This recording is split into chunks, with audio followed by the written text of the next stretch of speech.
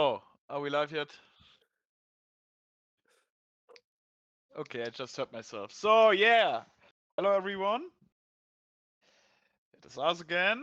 Welcome to the SLE live stream for today's match of BABUCHA versus ARK Moon. Everyone knows them. Everyone has read them. Whatever you do, you cannot get around them. And just for your entertainment, today we have one of them with us to give us a short pre-game interview and a post-game interview after the series. Um, so warm welcome to Shipex. Thanks for being here. No worries. Thank you for having me. Sure. Normally in this format, I get the team leaders in most cases, but in your case, your team leader wasn't available, but she recommended you as replacement. So are you like the vice team leader, or have you like a special position in your team, or are you just Shipex? I mean, I'm just, I'm just the best player in this team, hard carrying these frauds. So that's probably why she sent me. Yeah, let's see. I mean, if the mid laner is going to be able to carry it this much today, or will it be someone else? Maybe the top lane? Maybe Roland? What do you think? Yeah, I mean, it's gonna be hard today. Obviously, I'm playing against Danny 8x8, who was like stomping Yeah. Hausen last week. So obviously today will be hard, and we unfortunately have Roland playing today instead of Lager, so it will be a rough series. I think Can can I ask, yeah. is Roland German?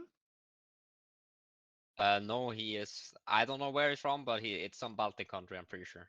No, interesting. Because it's a pretty typical German name. Yeah, So I fair. had to ask. No, it's fine, it's fine. I mean, it's kind of nice that we have people from all around the place. Some from the Baltics, some from Italy, Spain, Finland, Germany, France, and I could probably name like 10 other European countries and I would be right. Netherlands, Belgium, whatever. So I guess we got a lot of people here. Hungary, thank you. Another country, Yeah, of that's where he's course. from. That's where he's from, Hungary. Yeah. Famous for the goulash, I guess. No, yeah. So, but let's get back to the overall expectations for the game. So, of course, no one would ever claim that they aren't confident, and people know that your team has a lot of issues, but confidence is not one of them. But from a more realistic standpoint, what is your expectation on today's game? Do you think this will be an easy run? Do you think it will be an even fight? What are your thoughts on that? Um, First, I want to address that always confident. I mean, not gonna lie, I thought we would lose most of our. I thought we would be like middle of the pack team, but so far, there, even the series we lost was like Omega winnable and like did not feel that hard. Like there's not like Mm, that series felt that hard to play. It was like, I mean, all the mid laners so far is like Omega FK. I'm not really played anyone else. Like I'm an autofill mid from ADC. Like yeah, I played like fucking 10 games of solo queue on mid, yeah. and I have no clue what I'm doing. But none of these mid laners are playing the game. I can just be like a decent human being on the map. I can just scale and carry the games for free. Like this role is Omega easy, and mid laners are Omega bad. Um, I mean, no clue what to expect from Danny. I mean, I heard he's the GOAT, so I'm gonna show him some respect. Uh, I heard their bot lane is Omega washed. My bot lane will run them. So yeah, that's what I'm expecting. As for confidence, I'm confident we will have fun. That's all I'm confident in. Fun is always important. Yeah. So in regards to preparations, I mean every team has their own like way of doing things. How much in advance do you prepare for games like this? Do you take like an hour and do draft plans, talk about bans, or is it more like 15 minutes pre-game, just whatever, let's take a quick look at the OPGG and do whatever? Um, Before Jesse joined, I would say we kind of opened OPGG like 5 minutes after we're supposed to start and looked at it Hmm? then. Now Jesse actually does. I mean, I just messaged Jesse to if he wanted to join just for the vibes and the fun, but he's actually doing coach stuff, so that's kind of funny. So yeah, it's just Jesse prepping, and we just do what he says. He's the big boss. He will scream if you do something bad. Like last week, he was screaming at me when I missed a cannon. I don't know, bro. This guy's crazy. But I like him. I like him. Very good. Yeah, I mean, I think like coach work is never bad to have in your backyard. Mm, So, if you would say there is like a special recipe to your team's success, what would you say is most likely the thing getting you the wins? To be honest, I think what's been the most important to our team's success is the Spotify Jam. I think it's been extremely key. I think the one series we didn't have it, we actually lost, and the other ones we had it and we won. So I think Spotify Jam is probably the main reason we're winning games, as we're gonna keep using the Spotify Jam. Interesting. I will take it. um, in regards to champion pools, everyone and every player and every team is different in this regard. Have you had issues so far because like many new teams especially have like issues adapting to the fearless style? I mean, there are many different hobby leagues out there, prime leagues or others, for example, and some of them just are not that used to not getting their picks all the time. Is that an issue for your team, or are your pools this deep that you're like, whatever, we can play all day long? I mean, I think for me personally in the mid lane, Fearless is a big advantage. I play every champion equally shit. So having Fearless is good for me. We can get out the enemy mid laner's pool, and like it will not hurt me if they get rid of some of my champs. Like I'm just first timing most of my champs anyways. As for the rest of my team, I don't think Fearless is an issue. No, I think they all play. Well, Roland has a small champion pool, but Roland has also not been playing much. So I say, yeah, Roland has kind of a small pool, but everyone else plays like a lot of stuff, I would say. Different styles, different stuff. So it's not really an issue. Fairness is not a problem for us, I would say. And we also have a coach that actually does something now, so that's also a big advantage. uh, So, in regards to teams, I mean, there are many teams this time around, way more than last time. I mean, last split was our first split, but it was like 16 teams, as I remember correctly. This time it's like 22. Um, from a more personal standpoint, do you miss someone this split, like a team you would have loved returning, and they somehow dissolved or just didn't show up? Um, Teams, not so much, but there's a lot of players. Like I think the teams the split is. I mean, I'm just gonna say it. I think it's a mega week. The fact that we have like Vitagen as like some big favorites with this lineup is crazy. Would have never happened in the previous splits. They would have been just one of the better teams, but not like the big top favorite to win it all. That would not Mm, happen. yeah. Same with this Estonian team. They'll be like a mid team. Um, so yeah, I think it's very weak. I miss a lot of good players. Like last split, we obviously had Trululu, we had Ji, we had what other players am I missing? We just had a lot of good players playing last split, honestly. And then this split, like most of them are gone. Like the only good players left are like it's like Ace and Baker, Mm. Wiggies. Like they're good players and they're all on the tag. But like who else are actually good that sticked around? There's not a lot. Like there's some like mid players that are not bad, but I think we Not, lost like so much talent this split, and I expect a lot of them to come back. To be fair, but in later splits, but yeah. do you think there's a special reason why many of them didn't return? I mean, do you think like they quit, teams broke up? What do you think is the main reason that this time there are only a few names that returned? I think it's random, just life stuff. I don't think it has anything to do with like SLE or anything. I think it's just a coincidence. I think that like so many people decided to have a break or not play or don't have time or like just a bunch of reasons for different people, right? Like you can't really control it. Mm. But I mean, I would have liked to have some like real competition. I'm road swapping and it feels easy. I kind of want to get stumped and like shit on a little bit, but it's not really. I mean, there's been like one game that I got to make a stomp, but even in that series, it was not really like I did not feel like that challenged. Like it was Yeah. completely fine to play. Like I'm yet to play a mid laner. I actually did play Wobble Bonk in a different tournament once, and it's the only time I actually felt pressure playing the game.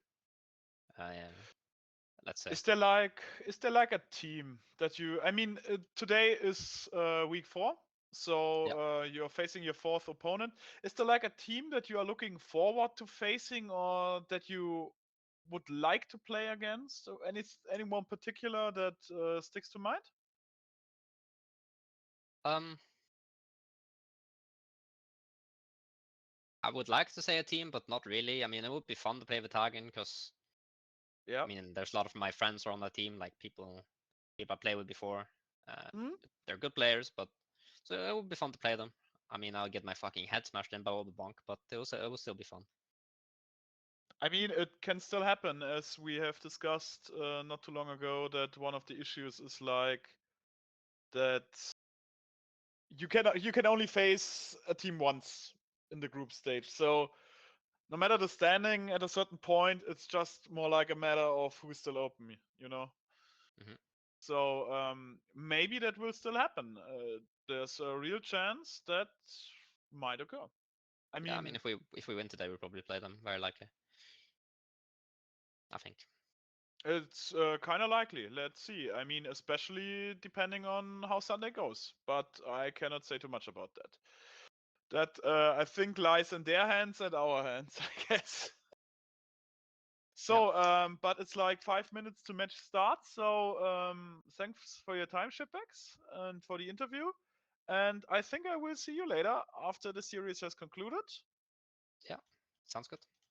And, well, good luck to you and your Thank you. team. Greetings and do your best. We want a good fight. Let's go. Will do. Lots of his fighting. Bye bye. Bye bye. So, this concludes today's interview. But luckily, today I ain't alone because today I got someone with me. Mm, I got. Oh my god, I am someone. Yes, you are Well, someone. yes. Well, as you can see, I'm Tankyflow. I'm happy to be here. I haven't been here in ages, and even then I wasn't here for long. So I have no clue about all the teams. I looked at BABUCHA and ARK, but I have no clue about anybody else. So all the names that have been just dropped, I don't know them, sadly. But I am quite hyped about today's matchup. So since I'm not that familiar with all the SLE history, I mean, I've mentioned it before in the interview. That's only our second split as a team, taking part of it. What's like your history with the SLE, if I may ask? Since it's like my first time meeting you, it's still a pleasure, but I'm curious if you know what Well, I mean. let's be honest, there has been a random search for we need casters, and I was like, oh well, I am a caster, so why not join them? And then I only casted like twice since last year. But Yeah. I am trying to do a bit more casting again. To like fresh up my English as well. So yeah, I don't really have any history with SLE. So where are you from? I think I have a clue, but for the viewers, Well, for the viewers, I am from Germany. I knew it. Yeah. The accent is always sehr erkennbar. Ach nein. Oh doch. Oh doch, So, mein Freund. so let's just cast in German. Confuse No, no, no, everybody. no, no. I think people don't want to see the. I don't think they want to see the cast in German. That may sound a little bit wrong for them. Oh, totally not. Definitely Totally not. not. Totally not. But as you said, it's always good practicing English, especially in today's world where, like, in every business venture you do, English is expected. So it never hurts. May it be university studies or like just working in general, English is always useful. So yeah, but I am looking forward to. I mean, Grelis will most likely get an invite to the draft, I think. I hope at least that we will be able to see the draft because this is one of the more interesting parts. Oh, absolutely. I'm Yes. kind of I Yeah. am kind of looking forward to the top matchup because when I did my research, apparently Babusha likes to play around top side, while Ark Moon kind of has their weak side, according to Roland himself, on the top side. So I'm maybe he will suffer, maybe he won't, but I'm looking forward to that. I'm very curious how this will go because mainly Babucha has been like one of these teams where mm, they currently are 3-0, so they won all the matches, and this is like one of the bigger surprises because in the normal standings they were assumed to like be one of the actually worst teams, like middle field, a little behind that, but so far they exceeded all the expectations, so maybe we might see another display today. Yeah, I was surprised to see that too, because when you're looking purely at ranks, they are around Emerald or Diamond. Yeah, Emerald Well, Diamond Arc Mist. Moon, for example, has master tier players. Not high masters, but still master nonetheless. And just looking at those stats, I was quite surprised to see them on the top of the leaderboard. But maybe that will change today. Maybe they will go 3-1 with Arc Moon today. We will never, we will see. I mean, you can say about Arc Moon what you want, but they are 100% the most active team in the community in regards to chatting. That I will give them. Okay. You don't know that, but everyone in the viewers can probably confirm that chat is like 80% messages from Arc Moon, so there's that. But yeah, as they sometimes tend to say, that it's a good thing because it keeps the community alive. So we are thankful for that. Well, Especially since I they are in chat here too. exactly. I was just seeing apparently Babusha actually has more master players than Arc Moon. So I guess my intel was a bit wrong when I I mean, even I had a am look at currently the master tables. tier, so that doesn't say too much. And I mean, like the thing with with the SLE, of course, is that you can only be this good. Otherwise, you're not allowed to play.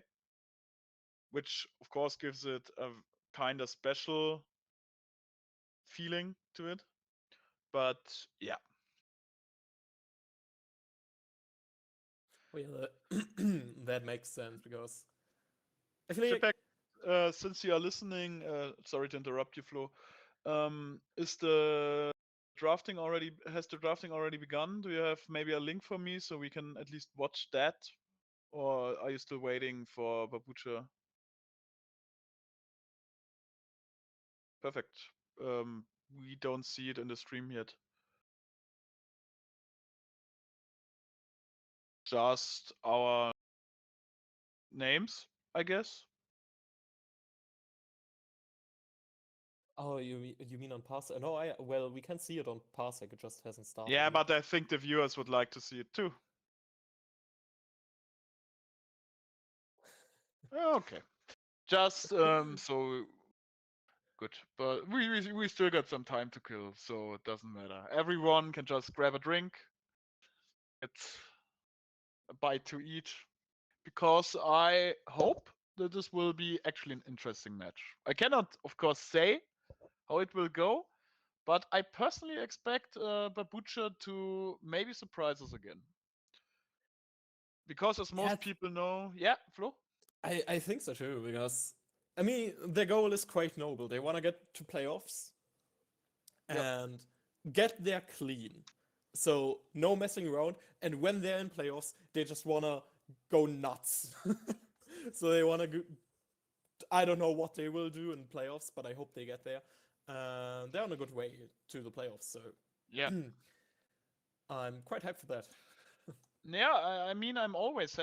Let's be real here. Everyone likes a good underdog story, and Babucha is an underdog of the SLE and actually of today's match too. I did a short survey, and like most people think that ARK is going to win, which of course is biased because I'm pretty sure that all the ARK members voted, but doesn't matter. I would agree with that assessment that most people probably expect BABUCHA to lose sooner or later, but it's kind of hard to say because yes, you can say that they don't deserve where they are right now, the 3-0 spot, but on the other hand, it's like there's a reason why they haven't lost yet. So I kind of still expect them to put up a good fight at least. Yeah, I hope so, because it would be kind of boring to have like two 20-minute games and then just go again. Yeah, no one likes a good stomp. No one. Exactly. We Doesn't want even. It's not even the a lot of fights. fun if you are like. I mean, it's not even fun for the stomper because it doesn't feel good. You want a good fight. Everyone enjoys a good fight, enjoys some entertainment, which is why we are here today. Exactly. Maybe today is the day where Babucha finally falls and Ark Moon gets another win. Or maybe It not. may be But possible. I really want this draft to finally start because I'm looking forward to it. Ooh, Because I have seen some spice sprinkled here and there in the draft. For example, yeah. in Ark Moon's interview, they said Rammer support apparently has been floating around. They apparently also have a Cho'Gath flex, 5-away flex.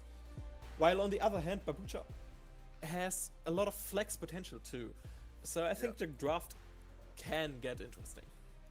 I mean, as a Ramos main, I have to say, I know that he's sometimes played as a support. I actually prefer the jungle variant, but it is what it is. Some in the community swear on it. But if I can tell you one thing, for anyone that's interested, is the Ramos community is a lot of things, but they cannot agree on anything. That's like the most important takeaway. They're Yeah, all insane, and they think the cannot overall, agree on anything. I think the overall opinion is just okay, isn't it? Thank you. And a special thanks, of course, to our gracious host Grelis today. She is the reason we are able to do this, so a big thank you for that. The draft has already started. BABUCHA targeting the mid laners, which is quite interesting because since Shipex, I mean, they maybe think Shipex is the weakest link, since he is not used to being a mid laner, and they want to eliminate a few of the picks there. Maybe, or maybe they just target him because he just said he will be the carry for today. Or maybe they want to create another weak link. If they ban out his picks, then they have like probably a weak top side with Roland and weak mid side. So there is only the jungle that maybe can hold them together. While on the other side, yeah. Dark Moon is banning the bot side. They banned Varus, they banned Twitch and Well. I mean, we got 2 mid laners and 1 jungler against 2 ADCs and 1 bot laner, so you can see a clear tendency where they think the issue lies. BABUCHA, of course, has the first pick, which means that they are able to secure any kind of contested picks. And since it's blue side, they also have like the option to dictate the direction the game goes. And Ark Moon is the one that has to respond to whatever they cook up now. Oh yeah, oh exactly, yeah. You know, kind of the pick I was looking towards because actually both ADCs play her, and right now I think she is in a good spot. She can scale a lot, and she has a lot of teamfight potential. And just from the interviews alone, I would say both of those teams, they kind of lay value on moving around the map and then probably team fighting. So having a strong team fighter is quite good for that. I mean, ADC especially is still one of the best options for like blind picking because there are so many good ADCs right now. And since the supporter is most of the time anyway the one dictating the laning phase, that gives a lot of options. Orianna, one of the best control mages in the game. Ooh, that's interesting because I would have suspected a support pick here to go with the Caitlyn. So maybe like the classic Lux, or if you want to go more into the Enchanter, well, maybe Nami, maybe, well, Senna's still open too. I mean, Caitlyn Nami would most likely present a lot of good options, but they still have the opportunity to answer. I think the last pick is going to be a jungler from ARK side, because Skarner jungle. I think it's the first. It's not the first time it has been picked, but the first time, at least in one of my casts, where I see it. I mean, it has been buffed lately, so it's pretty strong again. According to Freak, it's actually one of the strongest junglers right now, if you can play him. And people may hate me for it, but I kind of trust him on that. If he says it's true, it's most likely is. He has no reason to lie. And Karma, another very strong support pick. So BABUCHA's draft so far looks pretty solid. I'm kind of it's kind of interesting. I would have expected a mid lane pick here instead of the support already, but I think they wanted to secure her to maybe prevent the Caitlyn Karma pairing, but we'll see. Yeah, I think that's the reason they Ooh. picked it. And now they pick a Malphite. That's a very good pick. I play him too because especially now they had the option. Yes, that's like casual Malphite drafting. Red 3 means they can ban out the Sylas, so there's no Sylas mid, top, or whatever in any danger, and the Malphite is like the free engage and ball carrier now. So the main issue is that BABUCHA has to have an answer against the strong engage. Either they have to engage first, or they get a lot more disengage. But this Malphite Orianna combo on the Yunara would hurt. If they somehow pull it off, I would not like to be in there. Absolutely, but right now they already have the Karma for all the shielding in the world. They have Skarner to drag whoever's in their team out, or maybe engage first, wherever they want to go. So right now, I am kind of leaning towards Artmoon's draft, but I don't think it's in any shape or form over for BABUCHA yet. No, it's not, but especially the Skarner is more like... It's not the best defensive pick. His flanking ability is really superior to many other things. But, well, let's see. We get like 2 support bans, of course, and 2 mid bans from Arkmoon, which is to be expected. Arkmoon has the counter pick, which we mustn't forget. On last pick. Let's see. They should pick a support here, because that's the most reasonable thing to do. I mean, is it though? Maybe you still want to keep open your support for Red 5 and pick a jungler now. I'm going to be honest here, Malphite is the jungler. Oh yeah, true. There's not much value in postponing it anymore, because they know the jungler and the bot lanes matchup. So there wouldn't be much upside to doing it actually. I mean, they can flex the Malphite, that's true. It's actually rather good. You can flex him in like 3 roles, top, mid, and jungle, mostly jungle or top. But as a counter against certain mid matchups like Irelia, Yasuo, it's already a very good answer.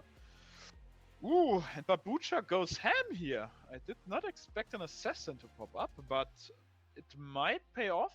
The one thing is they have to play very aggressive with an Akali and try to get an early lead, otherwise they will just lose in the teamfight scaling.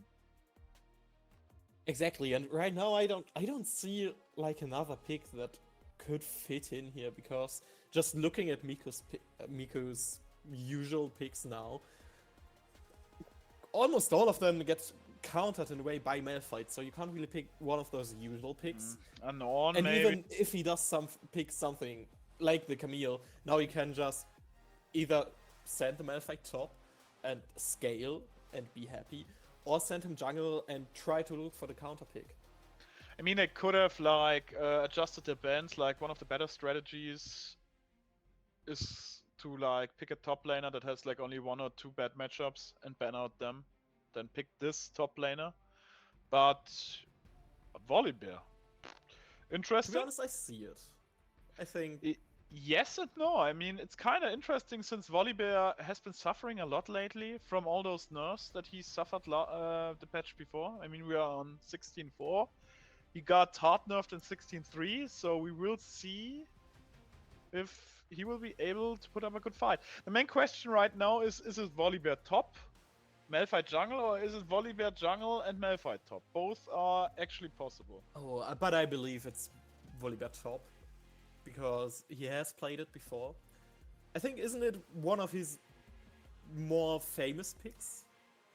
It is, but Yeah. it doesn't And mean they cannot flex it because Camille Malphite is not a bad matchup either, if I remember correctly. So let's see.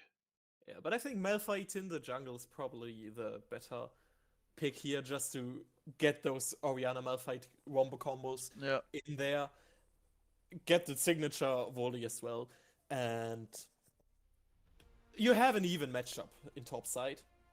So that's a good thing for you. Now you just have to see what will happen, because I don't know, Babucha's lineup, it's kind of weird. You have Yunara. She wants to team fight and kind of chill and scale with the Karma, which is good because Karma enables you to scale. And kind of team fight, so that's good. Then you have Skarner, which is like a weird flanking disengage engage champ. He can do both. Yeah. Then there's a Kali for whatever reason. I don't really see her in this draft, and then there's Camille too. I mean, what I personally think of Babucha's drafted is that it's very catch heavy. I mean, Skarner, Camille are fairly good at catching certain isolated targets. Akali is very good in single target damage, so if they get an isolated target, this target is going to die. And the one thing is the Yunara might be counting on their teammates creating so much chaos that there is like not enough attention, because the one thing they mustn't forget is if the Malphite is going on the Yunara, that's bad for her. But if there's no follow-up on that, she can just kite him out, and that is about it. And he lost his tempo in the team fight. The thing Akali, is, yeah? if Malphite goes in with the Orianna ult, you have to flash that, or you will die as a Yunara, as even Akali. And there will probably be some sort of follow-up. You can throw the Caitlyn ultimate behind them as well. Volibear has quite a good access to... I just think that Dark Moon's composition is a lot more solid than what Babucha wants to go for. I mean, I think it personally that it depends a lot, especially on a mid laner's performance. Because we mustn't forget, we had Shipex here for the interview, and we know that he is not a main mid laner. He has been performing pretty good so far, but Akali can be rather punishing to people that tend to do mistakes. I mean, I have to say, even my own mid laner sometimes tends to underestimate Akali's damage. Now, there's like the Gunblade Akali, of course, which can be used rather deadly. And in teamfight, she can still like target one target, I guess. I mean, that's what targeting means. And one of the issues is if the Orianna is somehow forced to kite away, and then she is not able to do a good follow-up for the Malphite with her ult. But yeah, we'll see.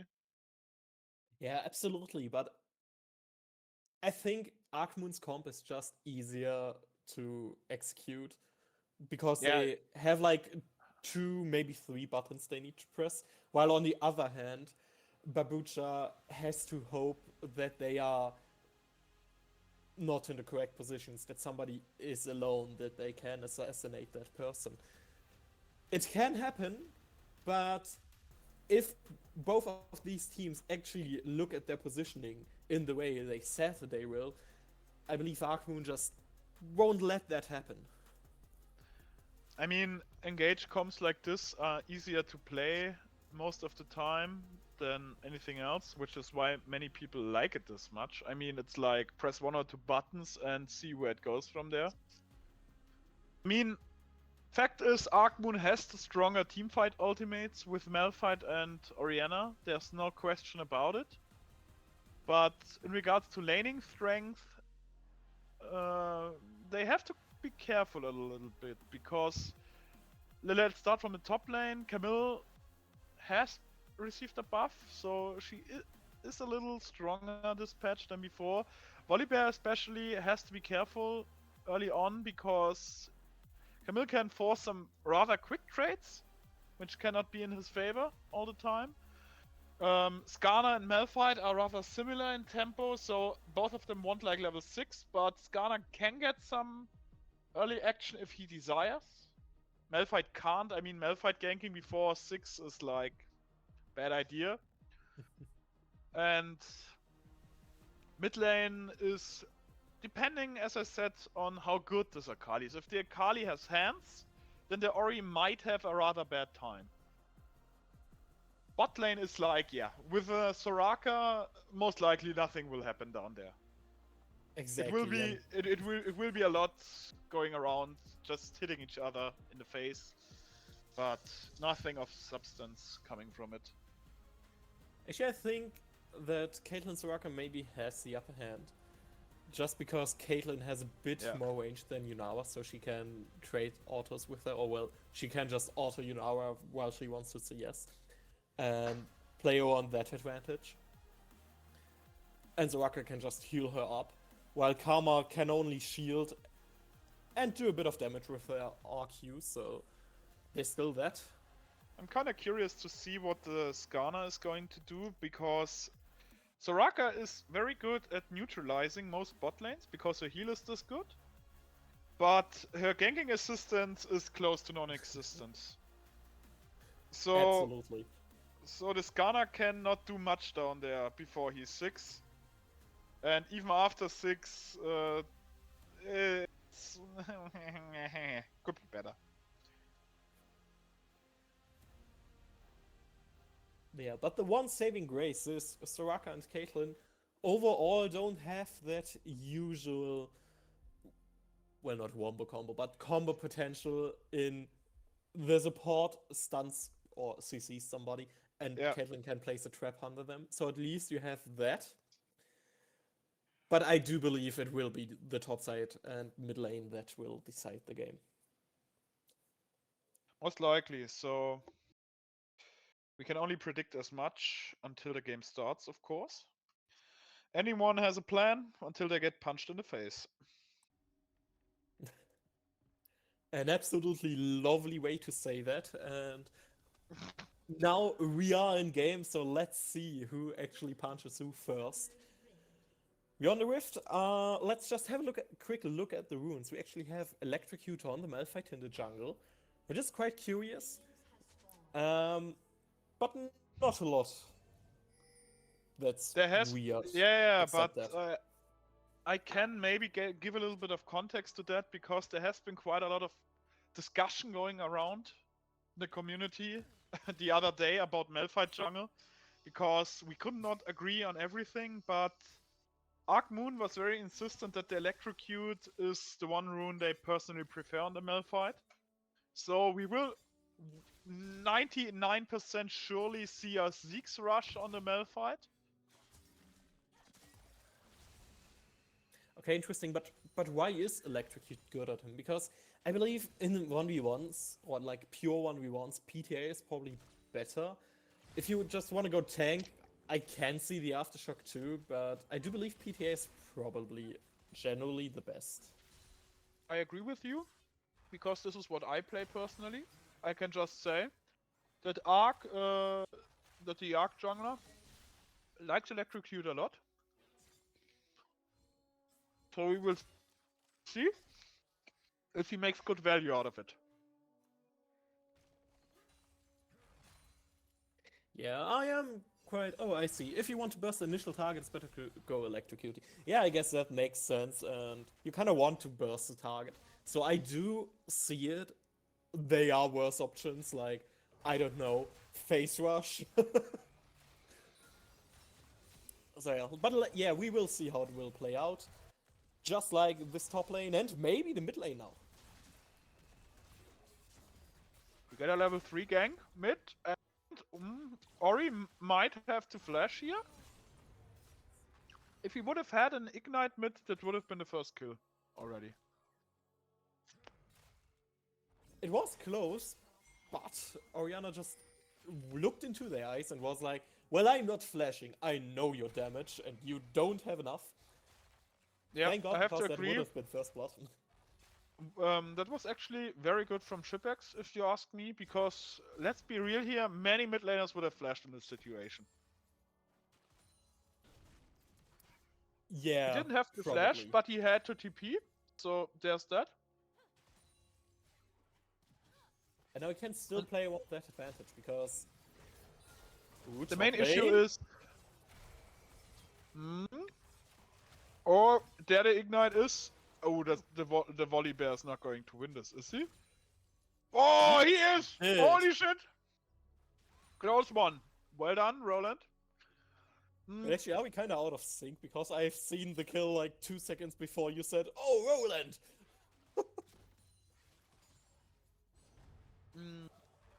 I don't know.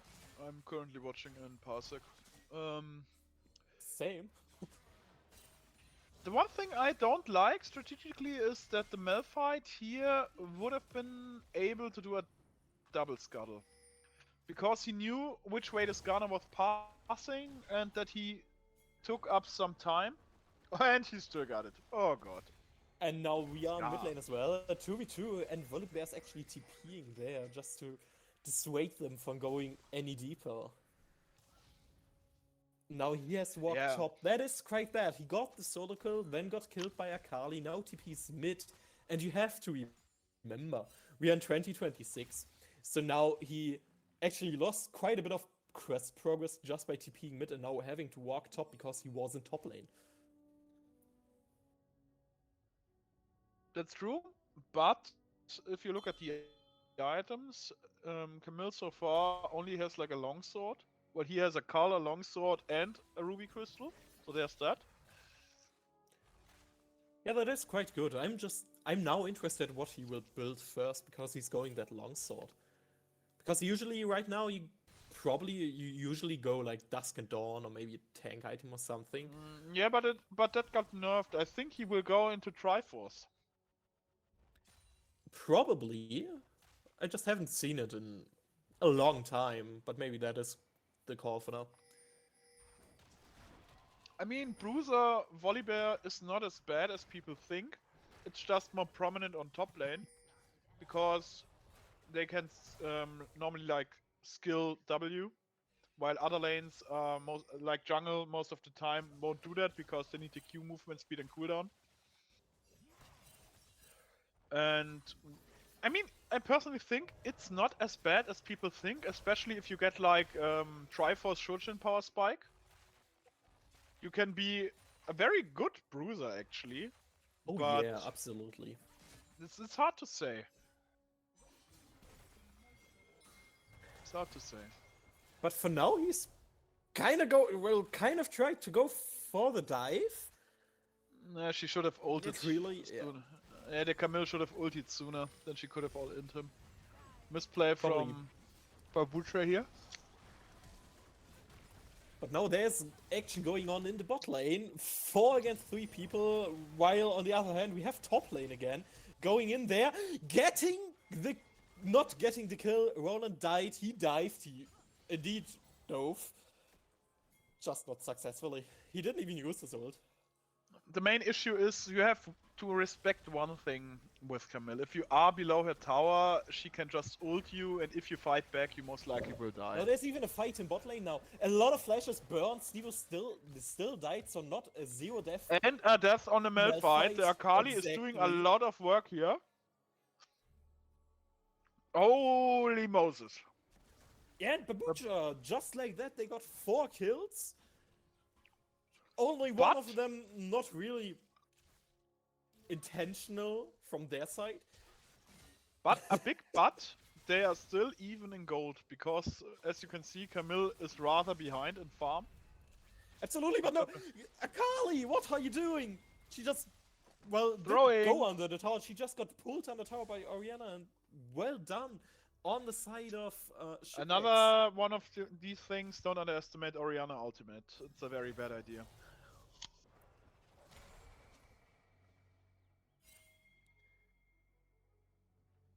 Okay, but right now we have a bit of, the game calmed down a bit now.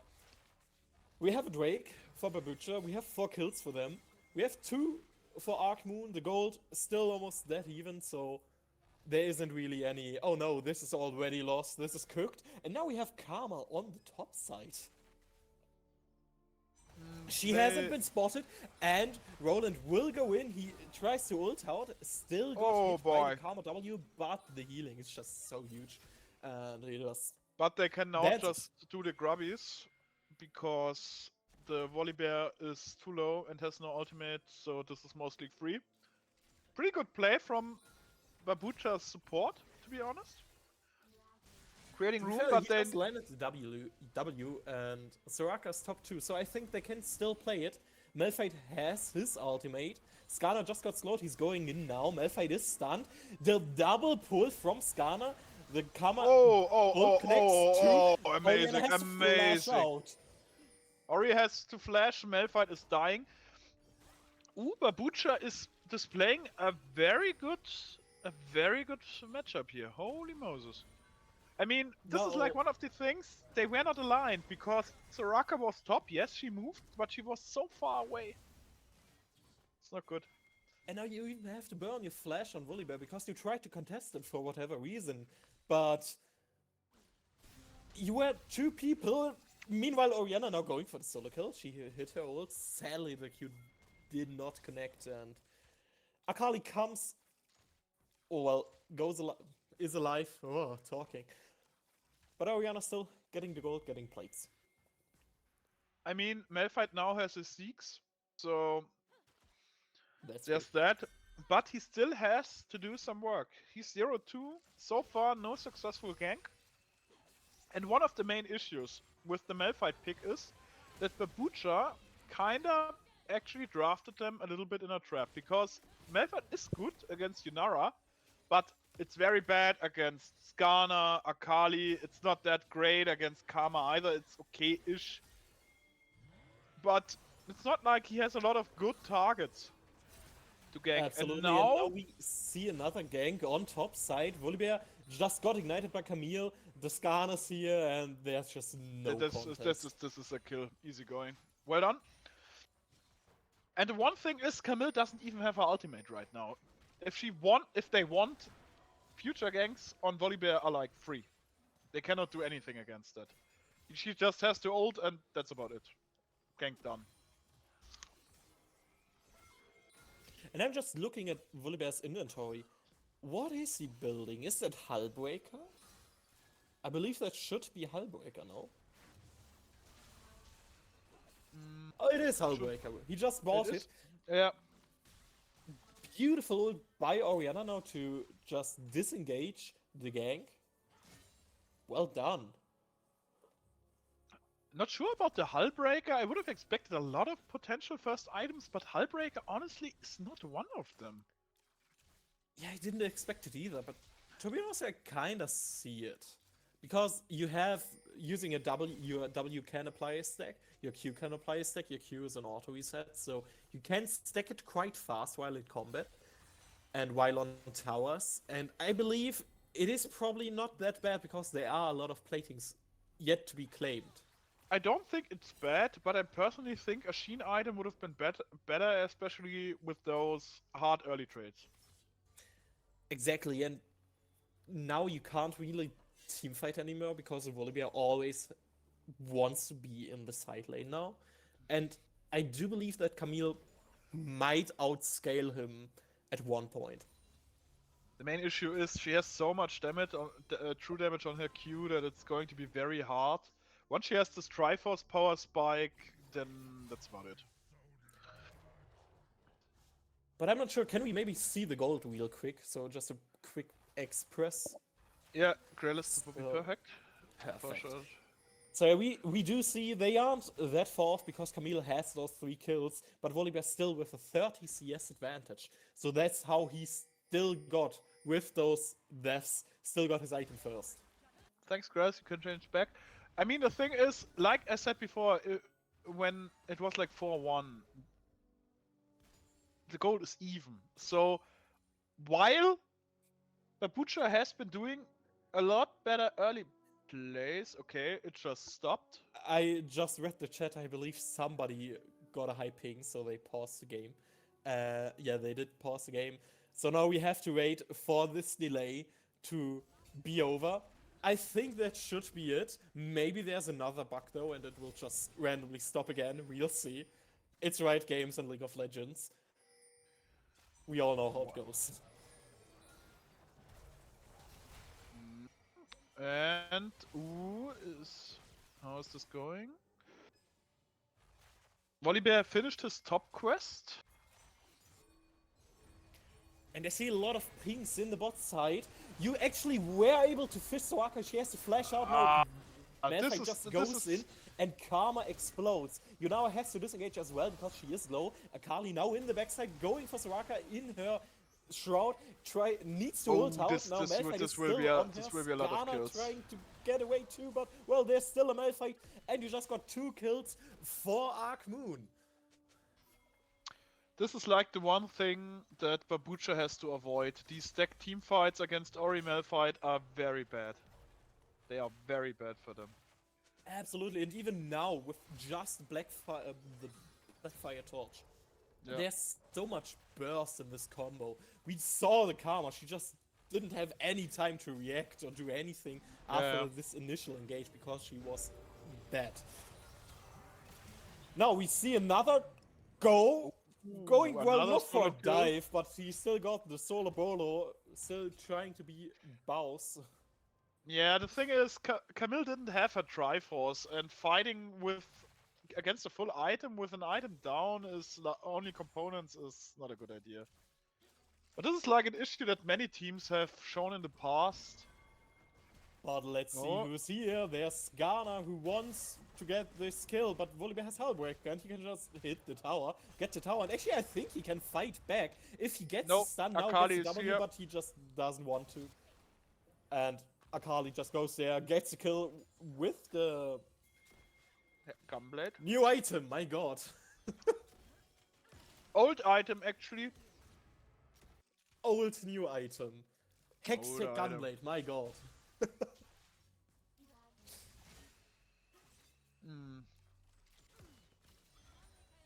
Caitlyn has a new item, the new Hex Optics, which I personally think is a very strong item right now.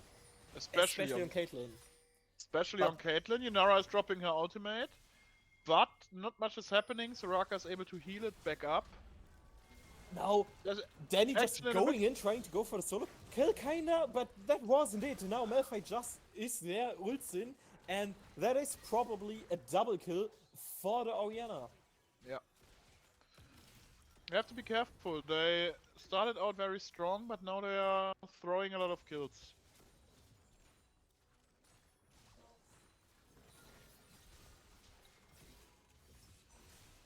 Now, in the meantime, Orianna just went mid, goes for the Orianna, and collects this nice obliterated from the Camille. Collected.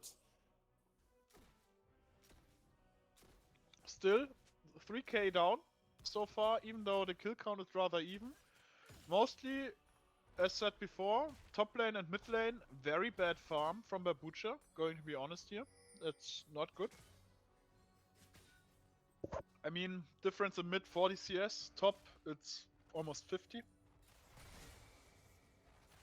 And the gap probably will only widen because we've seen the volley go onto Camille. For now, he's still like that. He goes for the dive on Akali, gets the kill now, has to survive somehow against Nico.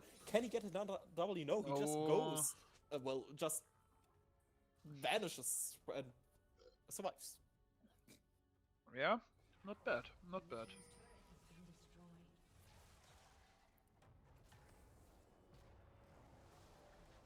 Roland dove indeed, yet again. and now he has a second item. No, That's she has Spear of Shojin. Yeah. It will That- just get worse and worse for Babucha.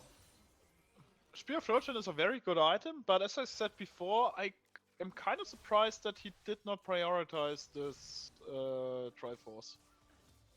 Well, maybe But he will. maybe he build it will now. still build it, but having like 2 offensive 80 items, even though they have HP in them, it's not optimal because he needs some resistances, otherwise later on he will just be a Yunara victim.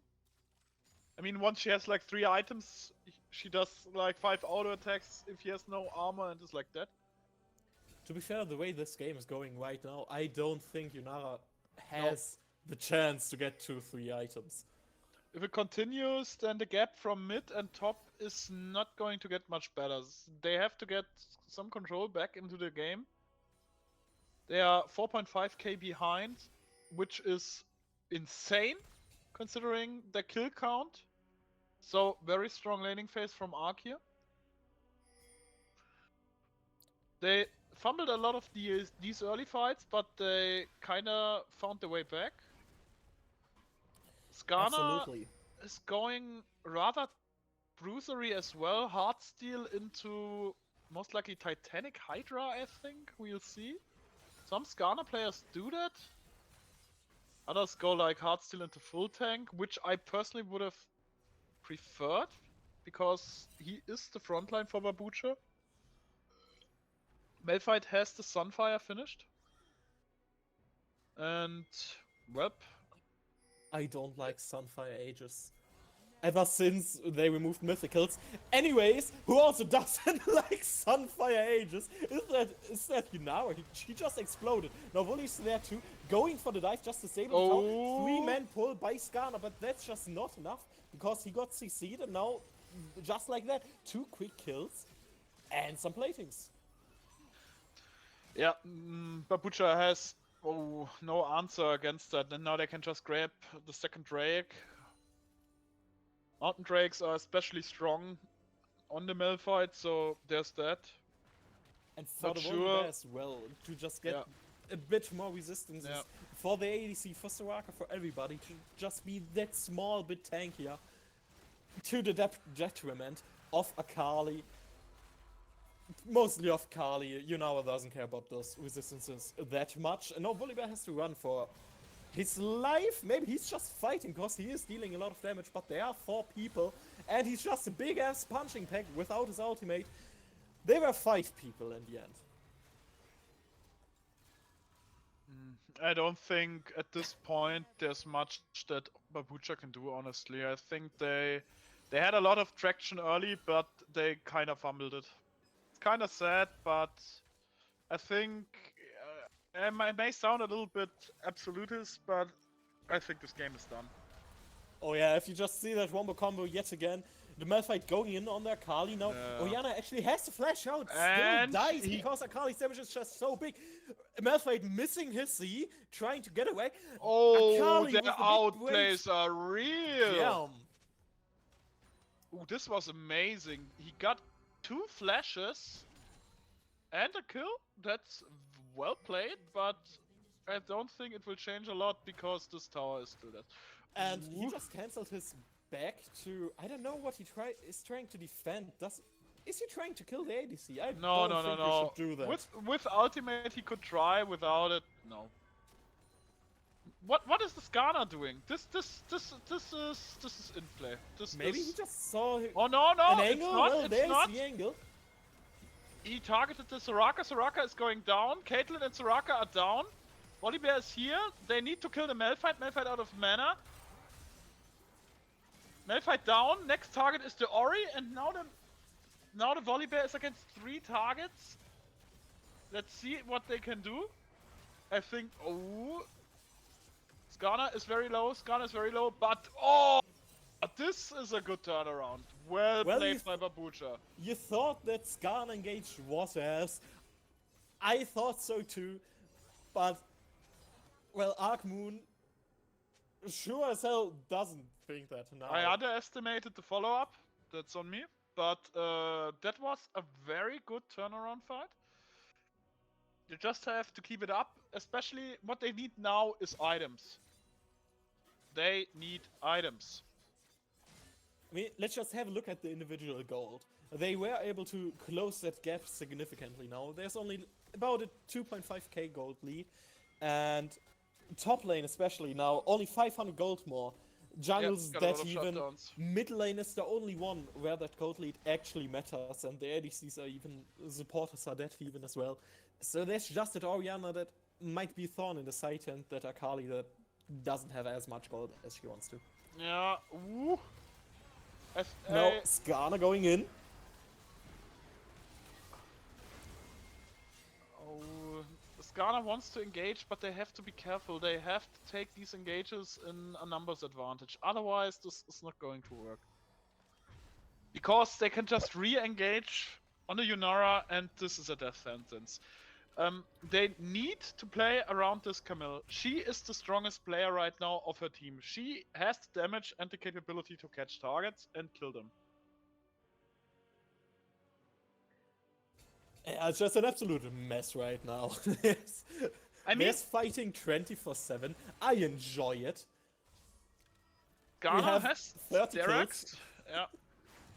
I mean, what you can already say though is that with this fight, BABUCHA has catapulted themselves back into the game, and they are still putting up a fight. They are not willing to back down. They still want this. They sure do, but we just saw if they don't take actually good opportunities, they will just die and nothing will happen except Arcmoon's gold lead growing again. I mean, one of the issues is that Malphite has his ultimate every fight. They have to respect that. He's probably playing with Ultimate Hunter since he is in a domination tree already. He has virtually no cooldown, it's like 60 seconds or something. So, yeah, have fun. Ori is going rather offensive. Already finished Shadow Flame, going into Ramadans, and once she finishes that, the burst damage will be insane. Caitlyn is on Infinity Edge, going into Pen now. This will be dangerous. Yunara needs her Infinity Edge if she has that. Maybe there are some plays open. But the main issue is the soul point will go to Arcmoon. Because Maybe, I think what I'm seeing right now is that they start the Baron. They are moving towards it, but that's just too late. You are a bit hesitant, and now they already have the takes ages. And no, can move top. No, don't do that. Don't do that. Yeah, you have to move away. People underestimate how long Baron takes nowadays. It takes ages. And not just that, doesn't he already also shred your resistances now? Because he does a lot of damage, shreds. Keep saying, yeah. But the main he's issue like is the new Atakan. Yeah, people just forget that Baron last season was a rather easy objective, but nowadays you have to have a pretty good setup because it takes ages to get it down. So if you don't have like a lot of enemy team champions killed, good luck. And especially if you are as hesitant as BABUCHA just was. Because I think they could have made it if they just began that little bit earlier, like 10-20 seconds would have been enough already. But they kind of hesitated. On the Volibear. This is interesting. I mean, it's an interesting build. So far, it has served him rather well. Let's see. This game is still open though. I mean, if they get a team fight as before, where they lemming traded a little bit, they have the opportunity. Akali has the damage to kill someone like Soraka. In the fights, they have to somehow get the Soraka down rather fast. Otherwise, they are not going to get down. They don't have the burst for many targets, maybe for the Caitlyn. But right now, as it stands, let's see. No, might you... Skarner's maybe trying to fish for something, for someone who's going into that bush. Skarner, that's not an angle. You don't have the vision. Don't try it. Don't try it. I know they feel kind of lost right now. They don't really seem to have a plan what to do because bot lane now is pushed in. Orianna isn't pushing it out. Volibear always keeps going back after he pushed in the wave, so he doesn't have to risk anything. And Volibear and Malphite can just clear his jungle. The Caitlyn can just farm mid. Orianna's now here, misses the cannon. Oh no! While This is Babucha like the kinda one has to wait. issue. This is like the one issue that the comp of Babucha has. They have no good way of initiating the fights. At least not in a way that they would like. Of course, they can Camille E and ult someone, but she's not tanky enough to do that play. They have no real way of getting on top of them. So they kinda have to rely right now on ARK's mistakes, which is not good. I mean, the Volibear is going Triforce now. Probably Triforce, could be Dusk Crazy. and Dawn or something else. Rather late. I mean, I would have expected it, as I said earlier. Stridebreaker third was not on my bucket list. and now a Sheen item 4th. Yeah, Wasn't either. That's rare. That's rare. Because usually you want to go with those items kind of first because they do bring a lot of value. They enable a lot of stuff. Sheen items just give you some quick trading damage and sustained damage as well on champions like Volibear. And Stridebreaker just gives you that engage, the chase. So you want to build it early too, but now you just build it now, I guess, to keep chasing whoever Could be an is facing Iceborne you on that bot Gauntlet as a lane. defensive option. But so far, the Volibear looks like he's not caring too much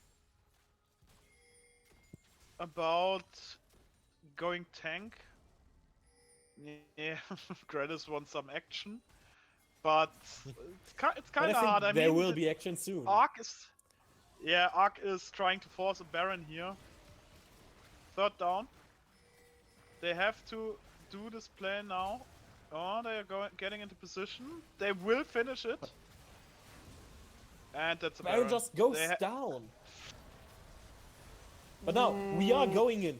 Volibear already got the Karma. Now Akali is in the backline. Can she do damage? Yes, she can. But Soraka just heals up. Tessa now on the kill of Danny. You now went down as This well. is Camille game. goes in and No, just no, no, I dies. don't. That's it. They can secure a soul now, and this should be first game. The Volibear Orianna. What am I saying? Not Volibear. The Malphite Ori combo is just too much, way too much for Babucha to handle. They did put up a good fight, but this first game, in my opinion, mostly laning phase / draft diff. Because there are like a lot of issues with Babucha's champ comp. Akmun has done their fair share of mistakes, but yeah, they have to, I don't know, if you play something like Akali, as I said before, you have to be rather confident that you will smash the laning phase. And like smash Orianna's face into the pavement, that she's not seeing any light of day until next year. Otherwise, in the team fights, Akali is not nearly good enough that she can contest the utility that an Orianna brings to the team. Exactly, and even now she only has 2 items while Orianna's almost on her 4th now, maybe engaging the Malphite, but it's just Malphite I don't even had think to you ult away, so needed there to isn't ult. that engage now. I don't Yeah, even same. think they needed to do that, so... But now they're still trying to go for something. Volibear TPing in now. But they only get the Skarner was able Malphite, to and he fish is the tank enough. Malphite. Oh, But yeah, he's just no, thinking, no, no, no. Volibear's going in. They are on everybody. He It's actually an got that Iceborne Iceborne Gauntlet. as well. Yeah. Now, Skarner trying to go on the backline, but Caitlyn just kills him. Now Miku on the retreat. Everybody on the retreat. They No, do they don't have get the power. out. Nice try, Skarner, but nope, that's it. That's game. And I do believe that will be game, absolutely. There is no engage left. They maybe can engage using that Camille. They still have a Kali ult, so they can do something, but they do have Baron and Hullbreak as well. So those cannons, they will be Caitlyn tanky. hurts, holy shit. This Caitlyn hurts, she hits like a truck now. Yeah, And the damage same. of Volibear on those objectives, it's crazy. Now Akali even died. Malphite now got his soul. You now just got obliterated. And in the meantime, Volibear just keeps hitting Nexus. And the first game goes to ARK Moon.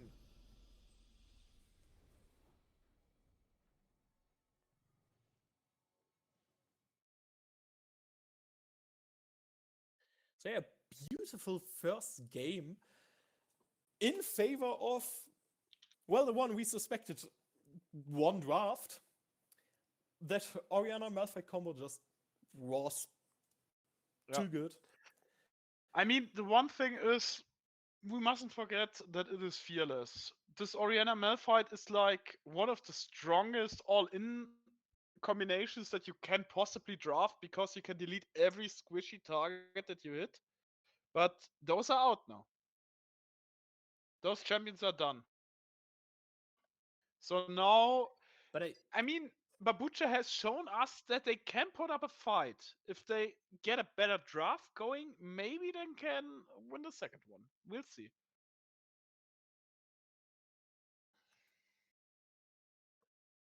But yeah, I am quite intrigued what will happen next draft. If it's gonna be like something similar from both those teams, if Arkmoon will just go on full on dive again, or like full on engage and wombo combo, or if they kind of try to do something different, and if Babucha maybe goes for something a bit more coherent, maybe something that's a bit easier to execute. I think they kinda have to play something simpler, as you said, because something that I'm, of course, this is personal bias, okay? But I'm not a big fan of something like Akali in our type of bracket. Most people are not skilled enough to pull it off. Just play a mage, I don't know, play a Syndra, play a Victor, play whatever you wish with. But an Akali and many of these assassins, they are good in solo queue, but in team play, they sometimes tend to have a lot of issues. Because, as I said, you cannot punish most people as hard as you would like. And then the team fight comes around, and suddenly you lack something.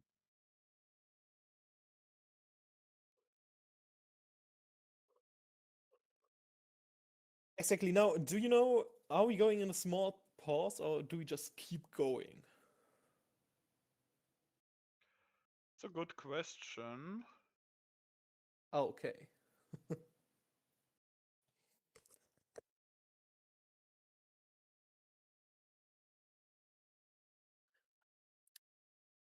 Well.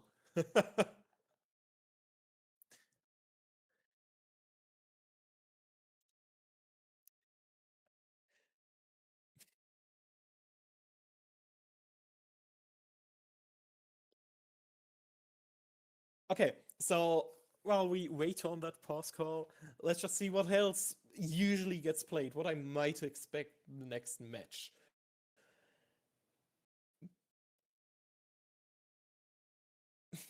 I'm looking at top lane right now, and well, I am a top laner, so I'm kind of biased for that, or well, towards that. But I do hope we will have such an explosive top lane again. When I read that Roland usually only wants to play tanks, or well, is committed to playing tanks, and I read that Miku or Babucha in general wants to play around topside, I was quite afraid. Right now, Roland did a great job on, I think he solo killed Miku 2 times or 3 times, and just building elite in top lane, or well, not building elite, but going even because of those kills, because of the CS he did. Uh, okay, I see. Roland has a decent ping, so that's why he won, and he's playing Yasuo now. So let's hope there won't be, well, a Mel fight. There won't. Maybe you can see a Yone and Yasuo mirror matchup.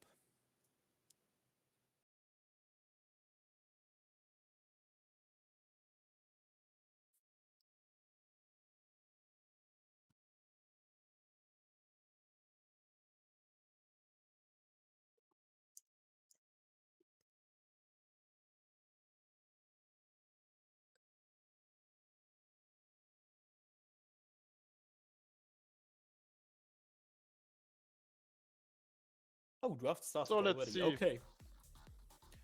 BABUCHA is going for the red side now, so let's see if they can put some spicy red side counterpicks on top, maybe.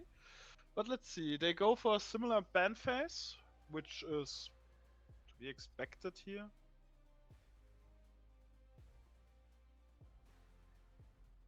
Absolutely. Because why change bans when they kind of worked? The bans were not the issue. It was No, the bans were The not the picks. issue, but I think they disrespected a little bit too much about the potential drafting strategies of ARK.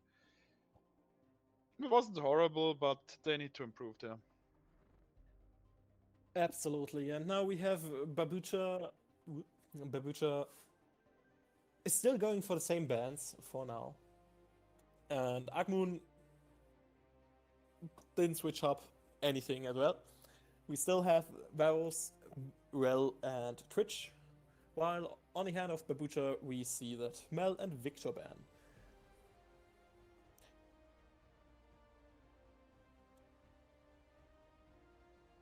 And the last one is Mundo. Now, do you think, what kind of first pick do you expect from Ark Moon? Is it gonna be an ADC again? I would expect an ADC, but I don't know them well enough to. I think there are like 3 options: ADC, jungle, or mid laner. I don't think they share too much of the mid lane pool, so I think an ADC might be the best option here, especially since. And it's a Sejuani? Ooh. Oh boy, that's a possibility? I don't know. I don't know. Well, I mean, it's all right. it's not horrible, but I'm not sure. Not sure, yeah. And my optimistic mind tells me that it could be a flex pick. Sejuani there top is a thing. Yeah, the Sejuani community consists mostly of Sejuani top lane mains. And Nico. Oh boy. Mid or support is now the question. I do believe, let me just have a quick look, it is probably support. Because he has played a few games of Nico support, so I think it could be that. Maybe they still want to flex it. It could be a flex. Maybe it's even Nico top, who knows. But we do have a Trundle as response to the Sejuani, which is quite huge. Classical answer. Sejuani usually wants to stack a lot of health and a lot of resistances, and Trundle likes a lot of health and a lot of resistances when he just has a big squishy target that he can ult, so he becomes the big squishy well, not squishy anymore target. I mean, Trundle is a very good answer. I liked it. I think nowadays there are actually probably better answers, but it's still good. The funny thing is, if this wasn't a Nico support, most likely, then I think a Braum would have been a very strong pick here against those 2 long-range ultimates. But well, we'll see. But I don't think. Oh, that's interesting. Darius top lane blind pick. So let's see what. Or is it top lane? Answer into Maybe that they Good do a point. juicy flex, and it's Darius jungle and Sejuani top lane. Who knows? Maybe it's Sejuani mid lane and Darius jungle. Who knows? Now the Exactly, flex goes. It's Sejuani now the ADC flex. and Dash mid. Oh, I like the Ooh. silver pick. This I like. This is a very good pick here. Absolutely. Right now, Because- Siva in this day of age, she's quite strong. Probably one of the top 3 ADCs still. I mean, What? her ultimate is so amazing against Seju and Ashe. They cannot engage her without risking just wasting the abilities. What I like about Siva is the fact that, like, there were a lot of champions that benefited from all the new items, and then there's Siva. She's doesn't build any of them. She's just good because crit got increased, and now she can obliterate waves even faster, and just stay in lane, chill, farm up, and then be a beast in team fights. I mean, I think now it's like 99% sure that it's Nico support since they banned the Braum, because Braum would have been a rather decent pick still here, but well, let's see. Top lane bans coming in from ARK. While BABUCHA is concentrating on the supports, which kinda makes sense. I mean, it's kinda funny that they, in the first ban, focus so much on Shipex and his mid lane, and in the second ban phase, even if they don't know, they probably don't know any more picks that he can provide, otherwise they might have targeted him even more. Yeah, there actually isn't a lot he is playing, I think. Oh no, when I actually didn't write any mid picks for him when I was scouting a bit, because I thought he's gonna be ADC. Oh well, I didn't think he was gonna be ADC. He just only had a lot of ADCs.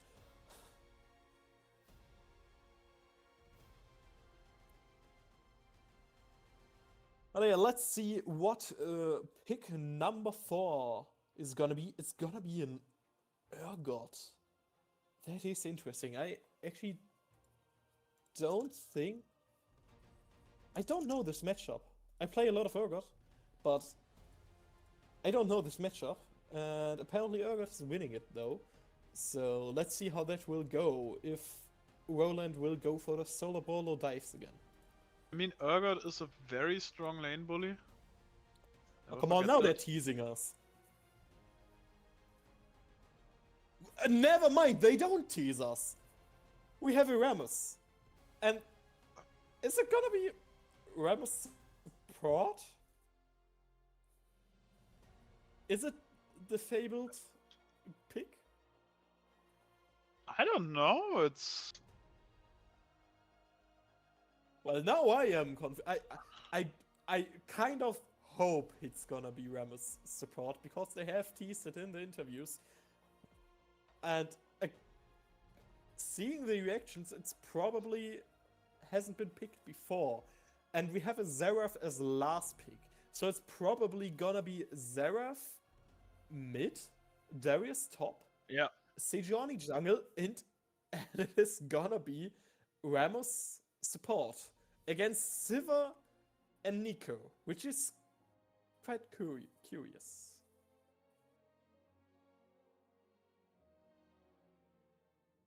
And we just got the confirmation from our insider sources that Arkmoon is confused themselves as well. So there's a lot of confusion going around. But I'm quite hyped to see what's happening now.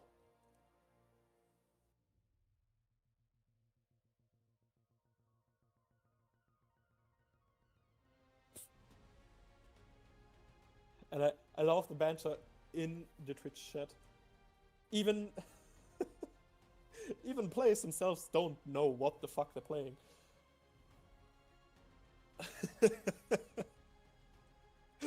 So I'm looking forward to whatever will happen in Champ Select, whoever will happen. Wherever will happen, whenever.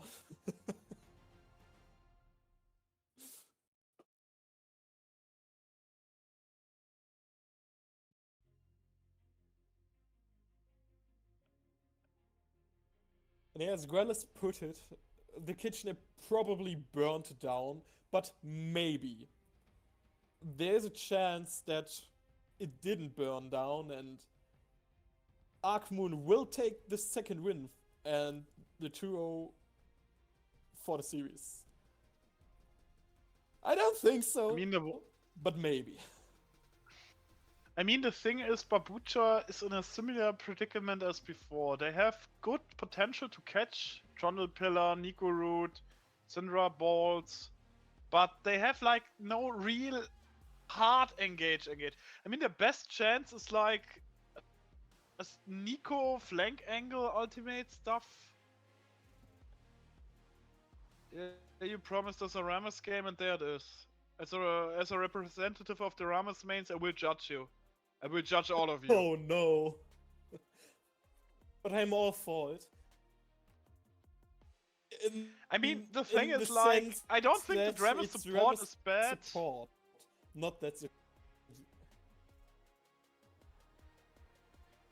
I'm I just don't think not it's a fan of Rammus support bad. into this Trundle Nico combination. I don't think that is a Exactly. good thing to do.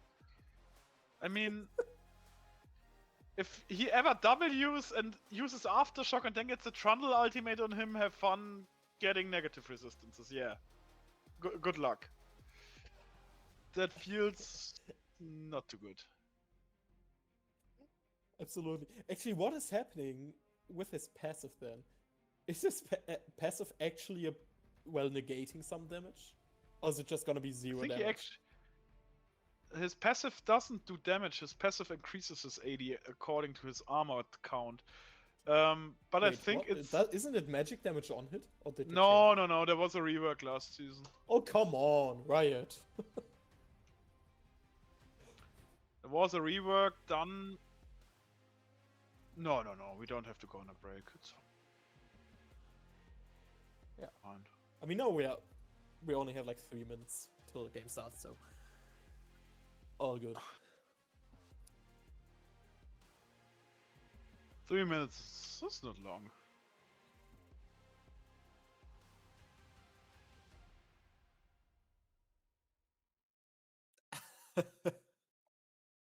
Okay, so apparently Curious to see it.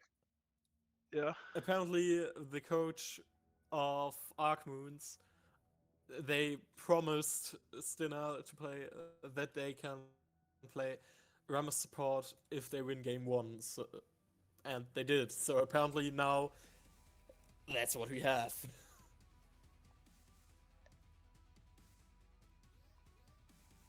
I'm going to be honest here. Part of me wants them to lose right now. Well, part of me knows that they will lose. A part of me still hopes that they win.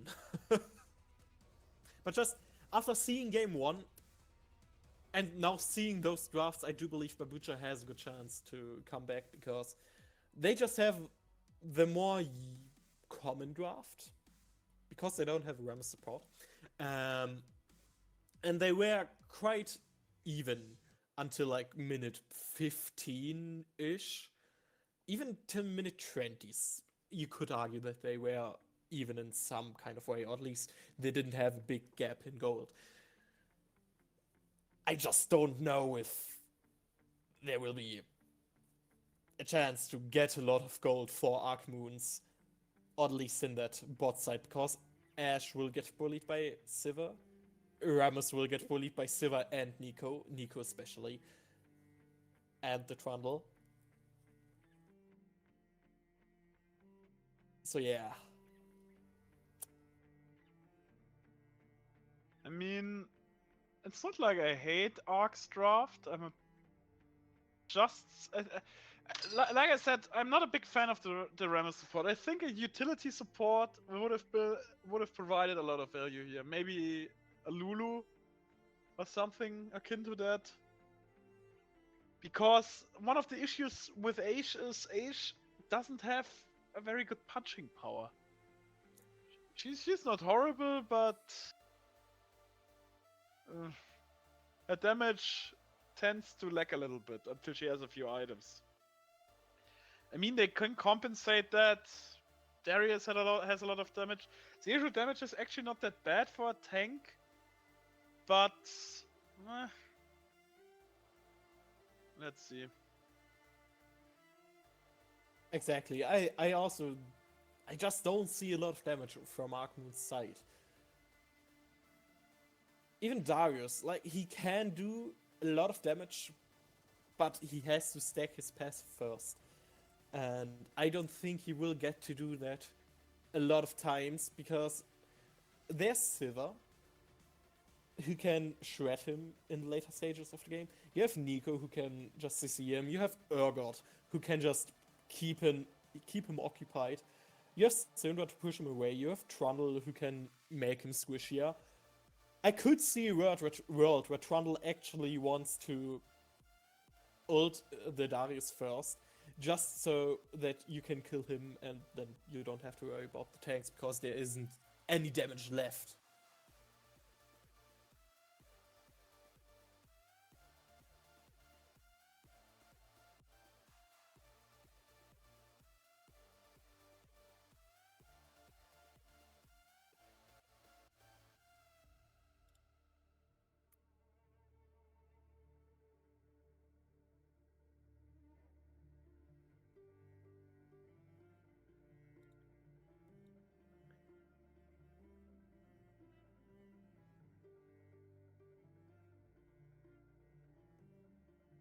Now, is there anything else you maybe have some intel on? Do you know how the mid matchup maybe will go?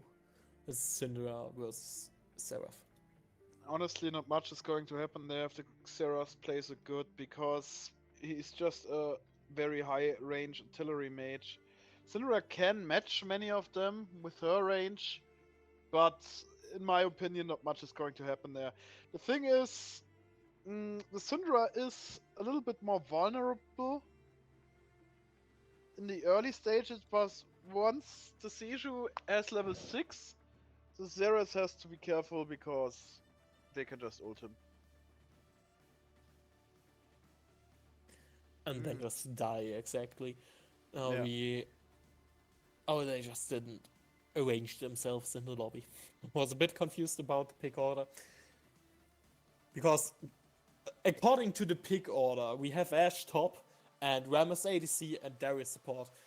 But they just forgot Famous to swap the Rammus players around. ADC. Oh my god, that would have been so cursed. Thank god it isn't a Rammus ADC. But Rammus support. My god. It still feels weird to say that. But I am quite hyped to see it maybe work, or maybe just fail miserably in-game.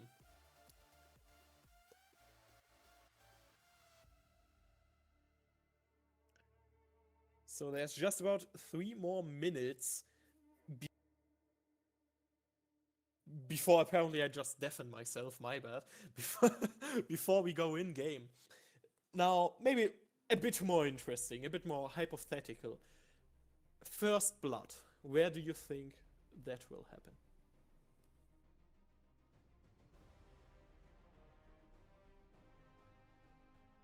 Because I actually think it's gonna be on top lane. Because we have just seen that top lane is really volatile with those two top laners. And I think as Urgot and Darius, they just want to fight even more. But I think that Darius has to actually care, because the Urgot can take these fights. Actually, I'm not quite sure, because I know Urgot has a really good level 1, because he has his E, he has his passive. But Darius also has quite a good level 1 because of his passive and whatever he will go first. Now I'm seeing in the chat, we see clearly top lane as well, and First Blood 1 minute 30 Darius, of course. Now the question is, will Darius get First Blood or be First Blood? I do believe Roland has the willpower and apparently the good ping to outplay once again. This could create a lot of I mean, it's like, again, ARK has the more conventional comp with the easy to play and execute champions, while BABUCHA sticks to the... Yeah, they have the Rammus support, I know! Let's just ignore that. Not looking at support, they do have 4 good champions that are playing into each other quite well. But yeah, continue your point. The Seju... The one thing is, the Seju has a lot of good angles. She can play for the Darius because Urgot can not do much against this combination. If she gets on top of him, he's dead, no matter what happens.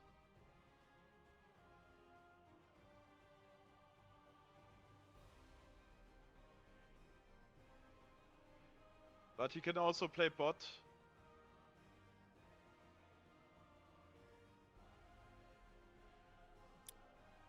Yeah, maybe you should do that just so your bot isn't falling behind. Now we're seeing Grelis is suffering. She does not believe whatsoever that ARK will win. But maybe they will. Maybe for whatever reason they can turn around this game, which is more or less a 4v5. Let's be honest.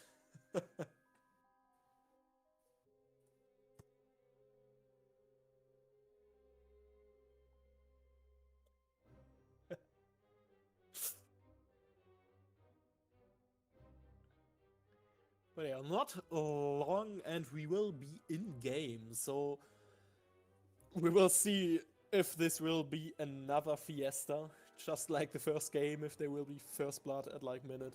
Actually, first blood was quite delayed, wasn't it? Around minute 5 or minute 4 on top lane.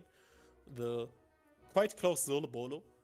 And then it just snowballed out of control because fights were happening everywhere else.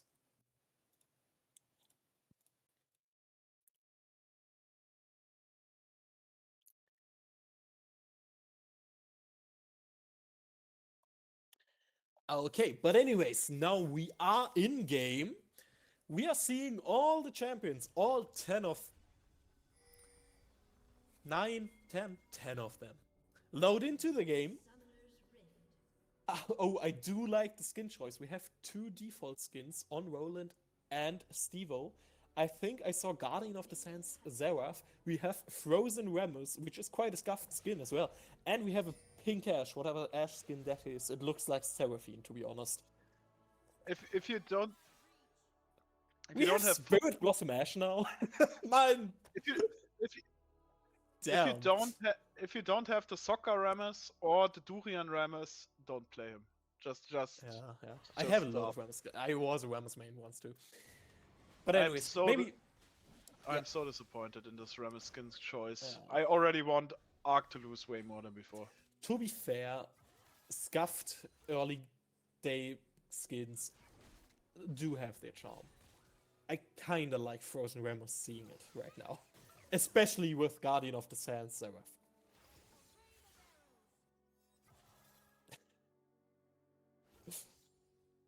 Oh yeah, look at him. I can count those pixels on my screen through the stream.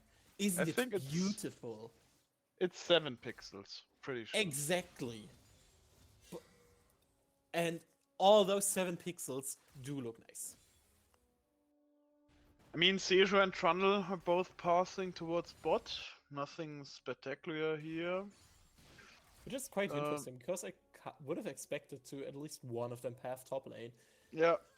I mean, probably it's Seju. like their normal playstyle, but many people are not that happy doing it. I mean, bot is quite a predicament. Sivir plus Nico are putting quite a lot of damage already on them. And there's like, as I said before, there's nothing they can do actually at this point. But now there will be the attempt for solo bolo yet again. You use your Ignite, use all the flashes, all the ghosts in the world. But there is actually got out. But Roland with his Urgot. As I said, Urgot can do this. But Darius apparently got the cannon, so it's all good. Now. Yeah, but I mean, we still have the home guards effect, of course, but it's like bot Seju cannot gank this. This is kind of sad, and there's no prio or the scuttle. So Trundle, if Trundle doesn't do a double scuttle now, I will be very disappointed in him. Yeah. I'm sorry. It's getting late. Someone is tired. Not really. No, I don't know why It's only 20:30. Come on. Exactly. Friday. Party time. When SLE party stream. We should do an SLE party stream sooner or later. What do you guys think? Yeah. Oh, yeah. I mean, Now we see your. we put on some well-wished music, double a stun. little rave. And now we still see the 1v1, which will turn out to a 2v2 now. And Darius actually got the first blood with jungle support. And Trundle lost his second scuttle as well. Not good. It's a big fuck up again from BABUCHA. Well, I mean, just seeing that first blood, I do believe Guelis is jumping up and down in her room just so she doesn't have to do another game. Now Darius grabbing some plates as well, which is quite good. Now going for and the yes, proxy, I yes, don't yes. think that's good. No, that was too greedy. The one thing I think is that this should have been something that the Trundle should have done before. Resetting straight up into top lane, because Darius without any summoners is more or less a free kill. He can just use his W, run up, pillar him, Urgot runs on him, throws him back, and kill done. I mean, the one thing is bot still has issues here. The Rammus is... I think, again, the main issue is what is the Rammus support supposed to do against the Nico Silver comp here? I think he would have been decent against maybe some melee matchups, but not against Nico. Exactly, and we have seen the early game. They have been poked out a lot, and they are already behind 5 CS, which isn't a lot yet. Who But drives 15 hours to Finland, Grelis? They are trains, you know? Or planes? Planes sounds amazing. Ay. I feel for you. I feel for you. And I pray for you.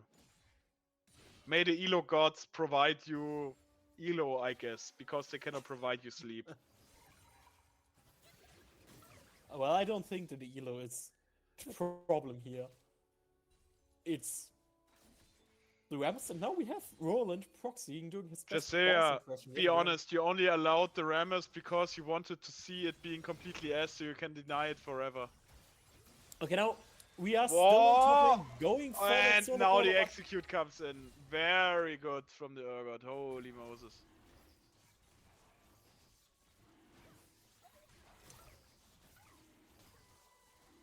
yeah, that's just And they are getting the first Drake as well. Very good. And Trundle, not looking good. once Trundle has ultimate, then it will be a little spicy. And yeah, now this is we what I have mentioned a gank before. in the mid lane. But- Zeref just walks Oh. away, and now Seju is here, gets the ult, and we get the what- kill. what So is it's a he 2-2 now. doing? Danny's still low, but has the ghost, has the flash, goes away. Is fine, but still has to walk away. Zeref's still here, he is not in range, and Sundra has back still. The issue kinda is- for this next wave. This was played so... I don't want to flame, but this was played very bad from the Trundle. I mean, you pillared him, good, but Syndra used all her CC and Oh, yeah, the no. Rammus support, but you weren't able to count the minions! The Nico gamble! And now Zeref had to flash as well, just because he couldn't count buff 4. And there isn't even a Jhin in this game to be proud of you. Well done, that was... Oh, Nico gameplay here. They did not expect that coming.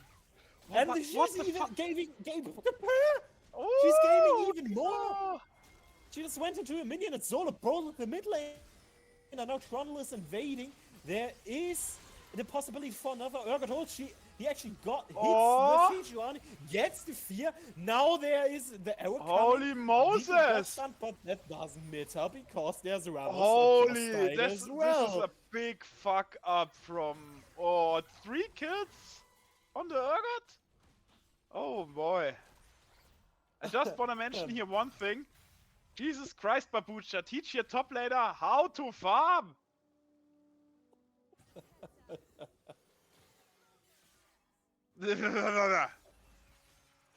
Exactly. So You know, that's we, what I we mean. should we should do 2 1-hour games just for Grelis.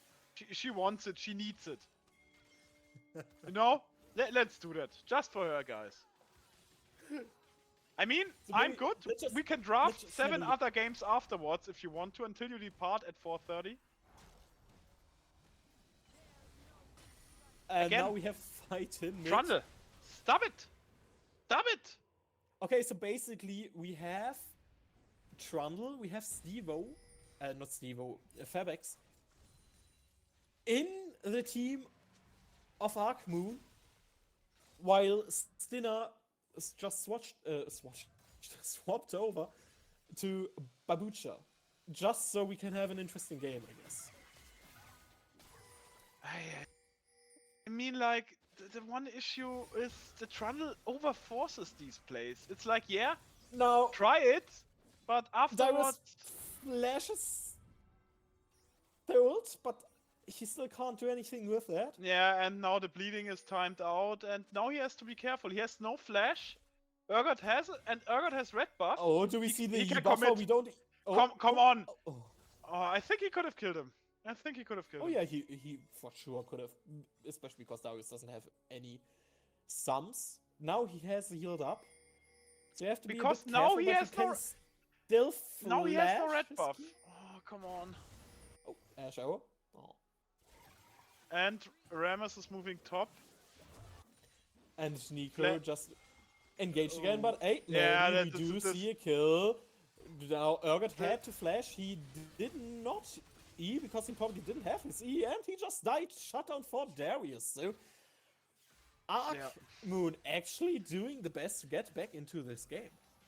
Rammus is actually doing the only thing he can right now, and this is roam. And they need to account for that.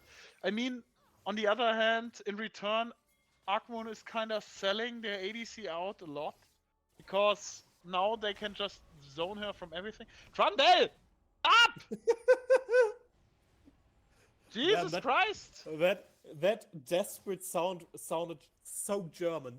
It was like Trundle, nein, halt, stopp. Halt, Anyways, stopp, Trundle! Halt, stopp! Papiere! going in, as well as Miko getting going in. Yes, yeah. Anyways, Miko just died yet again, with 3 kills now, and even more CS.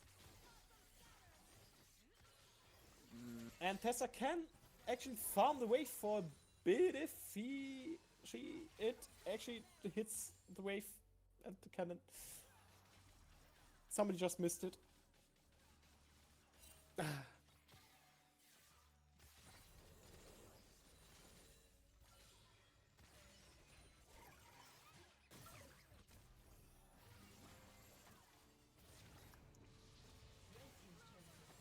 Oh yeah, what's happening?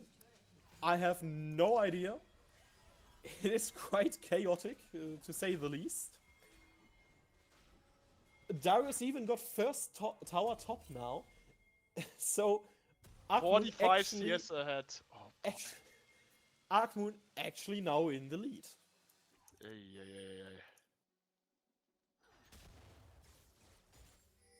ay, ay. Whatever's happening, apparently it works. Okay, now, there's even more stuff working now. We go in on Zeroth dead. Ramos now has to go, has his Q ready, and is going. So, you did not get the Drake, you did not get a kill, you just lost 1 life, and Babucha getting closer on that gold lead again.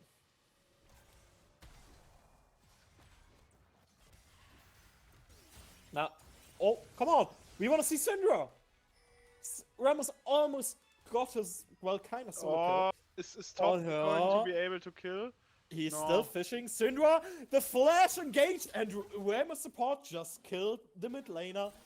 We won't know the circumstances, we won't tell him. Ramos support just killed mid lane. While Roland is now doing his best boss impression yet again, Will Int as well. He's still dancing a bit. He wants that kill. He misses his strike breaker. Now Trundle is here to get the gold. Actually, he gets a heal. Can he ult? He does not have an ult, and he Trundle, does your gain a Q big is an shot auto onto attack Trundle. reset. Use the auto attack reset. I'm playing Trundle myself, so I'm kind of triggered a little bit by the performance right now. Oh yeah, I'm playing Trundle myself too, and I just ignore it. But I do ignore his death now. Let's see what's happening now. Seju with Zeke's actually trying to run away. Ramos in 3 people now, trying to get something done, but Nico with the foreman big knockout. Nico! Holy Beautifully Moses! done. Now Sinwes here too can collect those Insane. kills. The Nico is Only hard these two. smurfing them right now. The Nico is hard smurfing away. Holy Moses.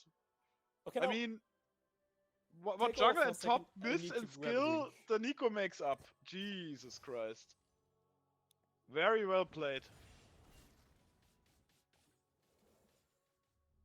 They don't respect the Nika ultimate enough. And the Nico is going to be very big soon. Because I just noticed my voice Oh, dying, boy.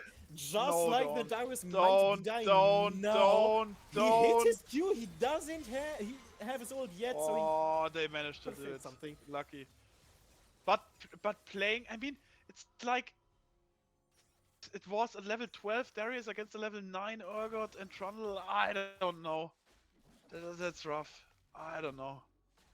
If he could have gotten an ultimate out, that would have been a 0-2 gank. Not good. I mean, it worked, but I don't think that was a good play, to be honest, because that shouldn't have worked. Very dangerous. And now he overstays. What is Miko doing? What is he doing? There are 4 people on him, so he can't do a lot. He just got the tower and now died. Now we maybe have Babucha doing a bit more. They won't. I mean, Because they just gold lost. technicality aside, it's like they are not even behind 1k gold, so that's that for BABUCHA, but they need... I mean, it's kind of sad. They got so many kills on this Urgot, but the Urgot is playing it really bad right now. Exactly, how are we that close in gold? Now we did move to the Herald, but there's a Darius who wants to kill you. Zeros is TPing in, but a nice engage by the Sejuani buffer doesn't matter. We have the sidestep. Actually, no, Nico dying now. The Ramos died to Siva, but to get that kill, she had to step forward and just walked into Darius. Now Tesla walked up as well to get some CS, to get those chickens, but there are no chickens in Freljord, so you will Just die, an execute. and it's a 2-2.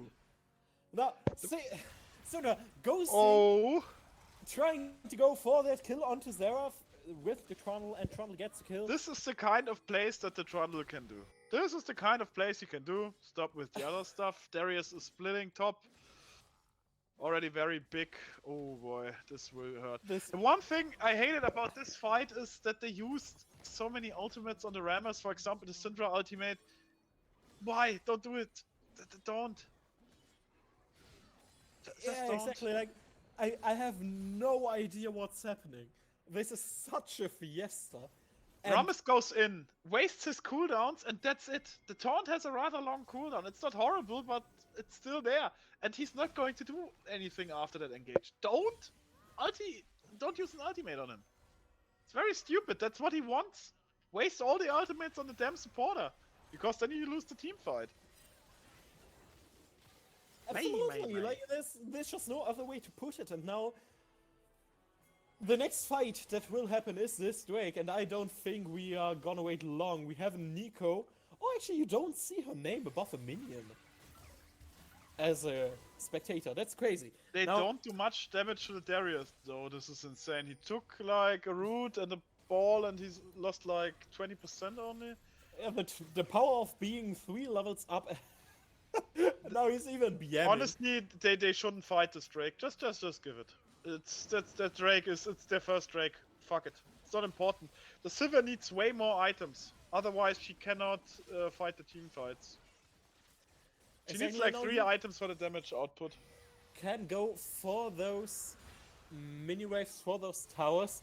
Ramos trying to go in for the Silver. Can she sidestep? Yeah, 1, 2, 3, 4. Not Yet she can't count to 4. Missed that first shot, fourth shot. Now Nico going No. in, maybe a bit too deep. Still gets Tessa. That's a little too And deep. I got TP'd mid. Didn't get tower.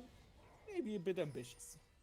I mean, it's not like that was a bad Nico ultimate or anything, but it's like there's no follow-up. Don't do it. It's like if you play a Momo, don't go in blindly. Oh. Oh. Okay, now we have another 1v1 in the bot lane. Both have Sterex, both has proc, And he but manages it to doesn't pull it matter. off. You still have the Urgot ult that procs below 25 HP percent max health. And yeah. Roland, he just lost his moves. He just couldn't dive as Darius. So he couldn't win the fight.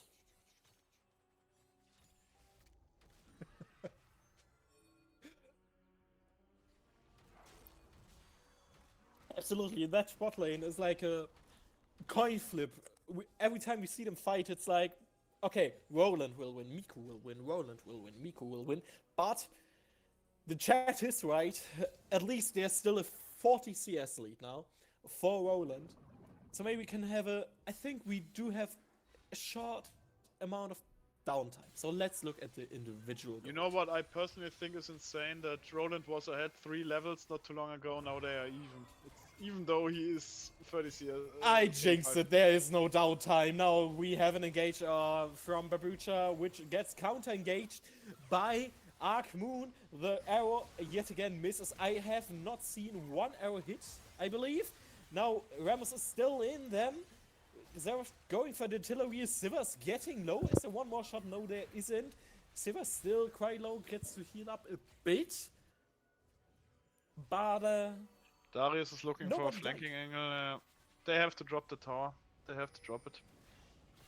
they do have to drop it, but I don't think they want to drop it, and they probably will No. fight tooth and nail about I mean, this. they can try to defend it, I guess.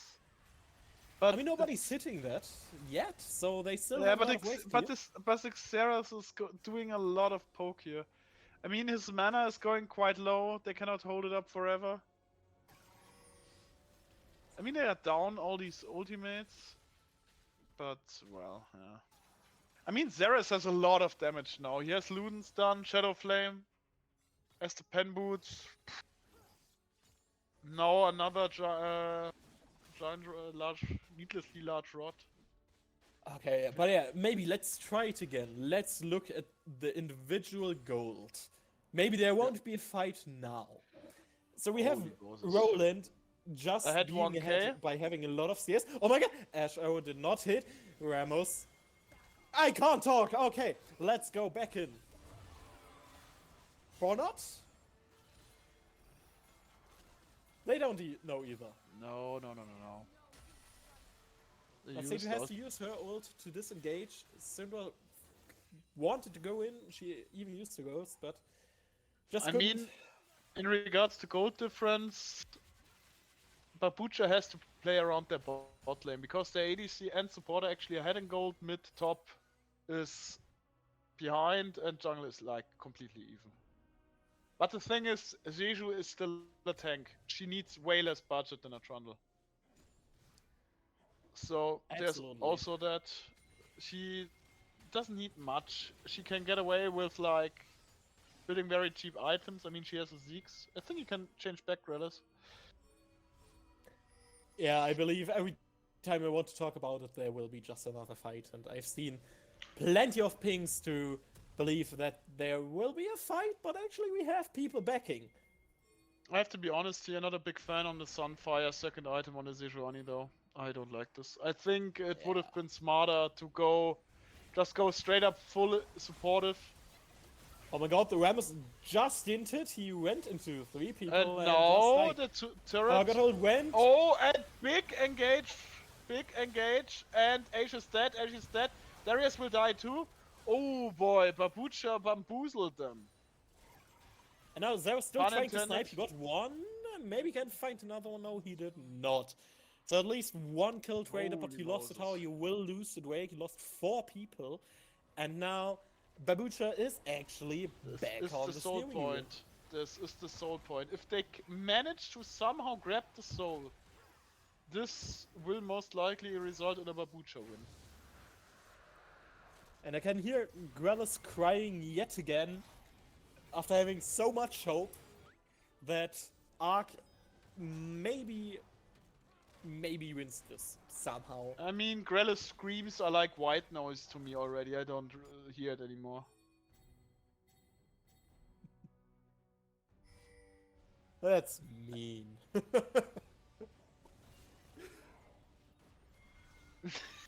Oh my god, did you hear that? What? I only hear white noise.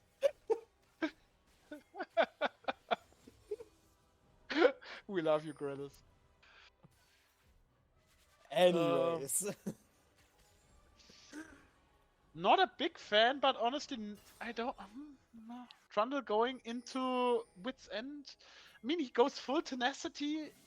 That's a possibility. I would like to see the runes and to know if he actually maybe even has like the tenacity shard. That would be kind of funny. Just all he can do, so the stuns only last like a third of the duration. Is there any? No, there is not. Oh my god, what a fall!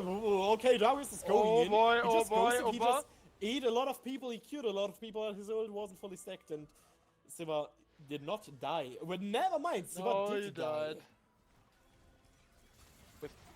The And now fight we have continues.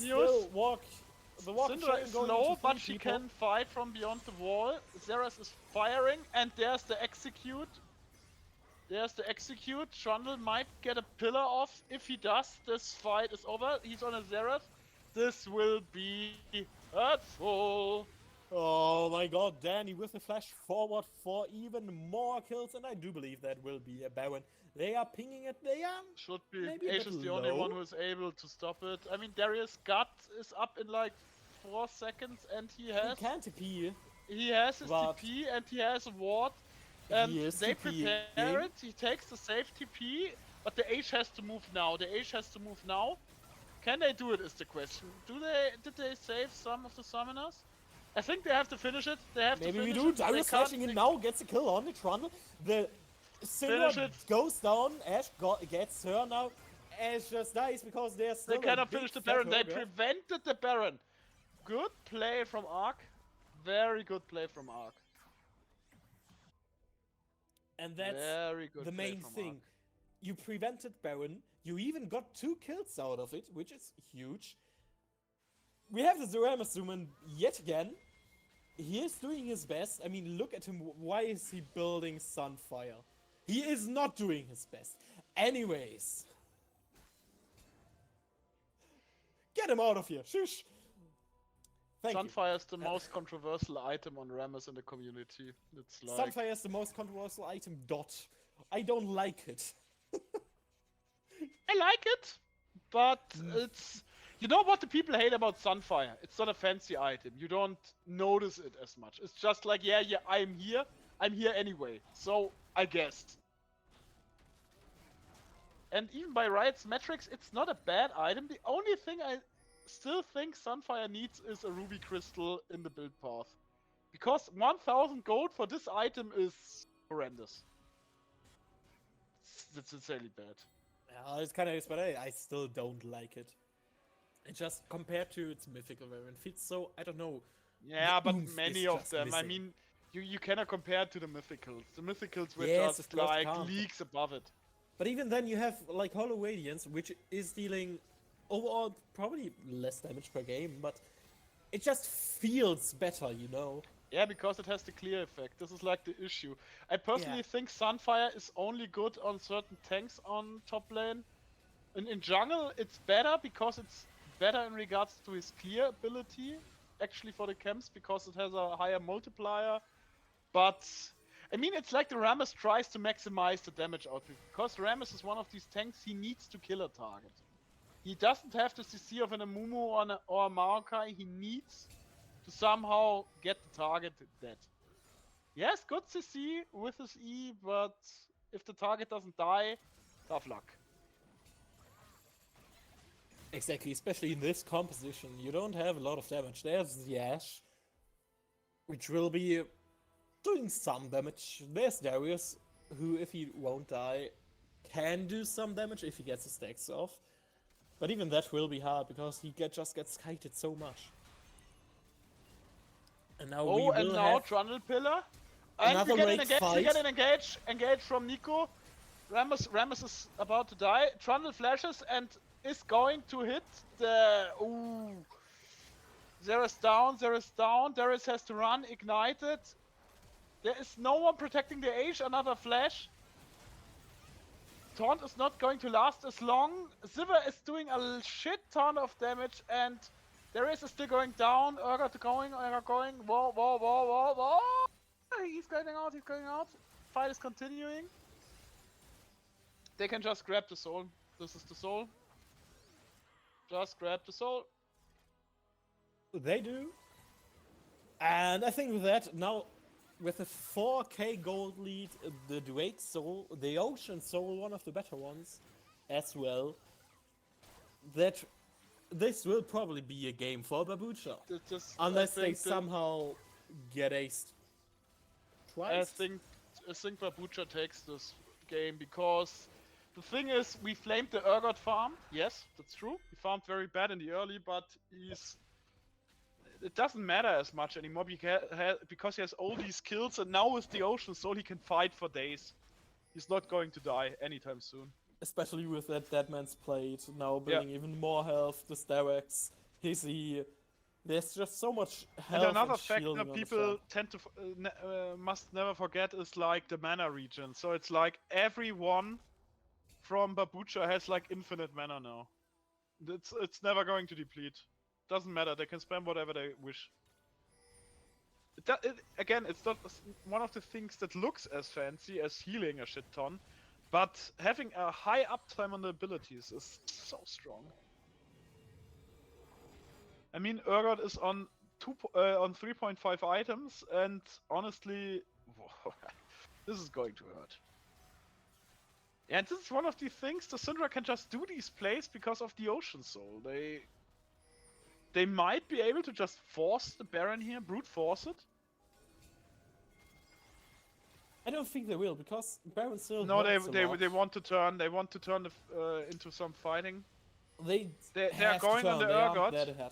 Oh, but they underestimated the flank. Now the Trundle is in. They are going to fight the Darius, but Darius might be able to kill the Trundle. Double kill though on the carries. This might be game. This is probably game. You still have 30 seconds, 40 seconds on all of your wave clear. Still have Ramos. He can't really clear the wave at all. No. You have Darius who has face check into the wave as well to clear it. So he will just die, and the damage is just too much. Trouble melts towers. You have a mage, you have your ADC.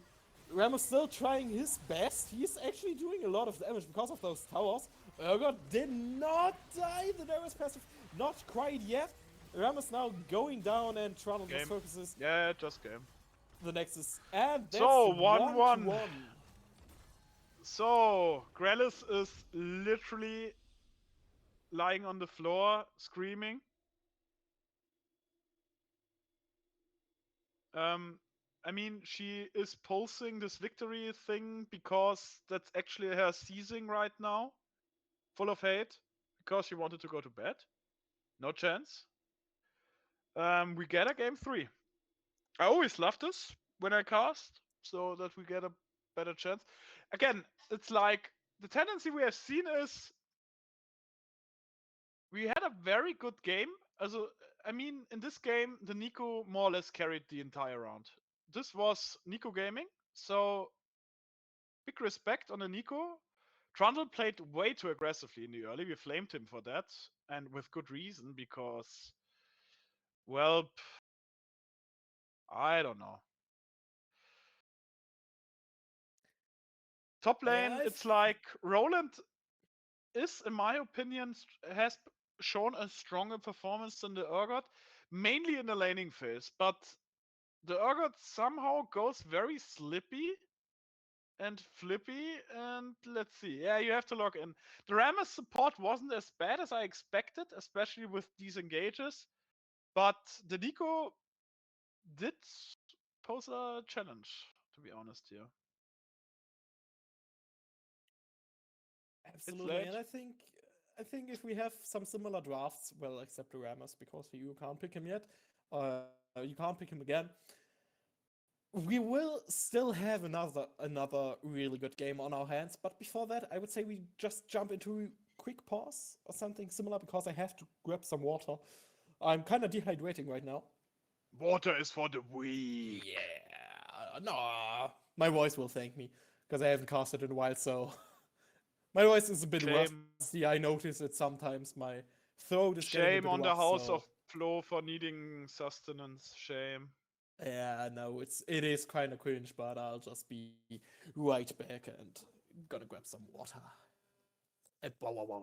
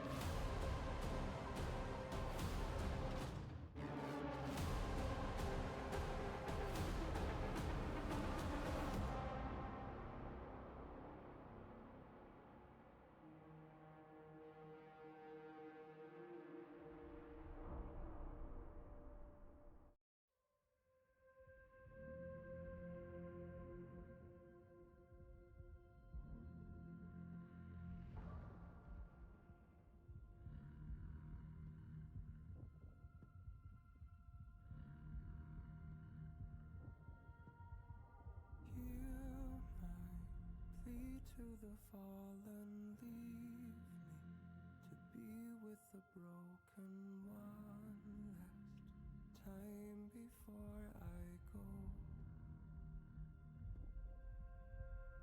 Hold the last burning ember, never shall rise up to the call for the glory and the fall.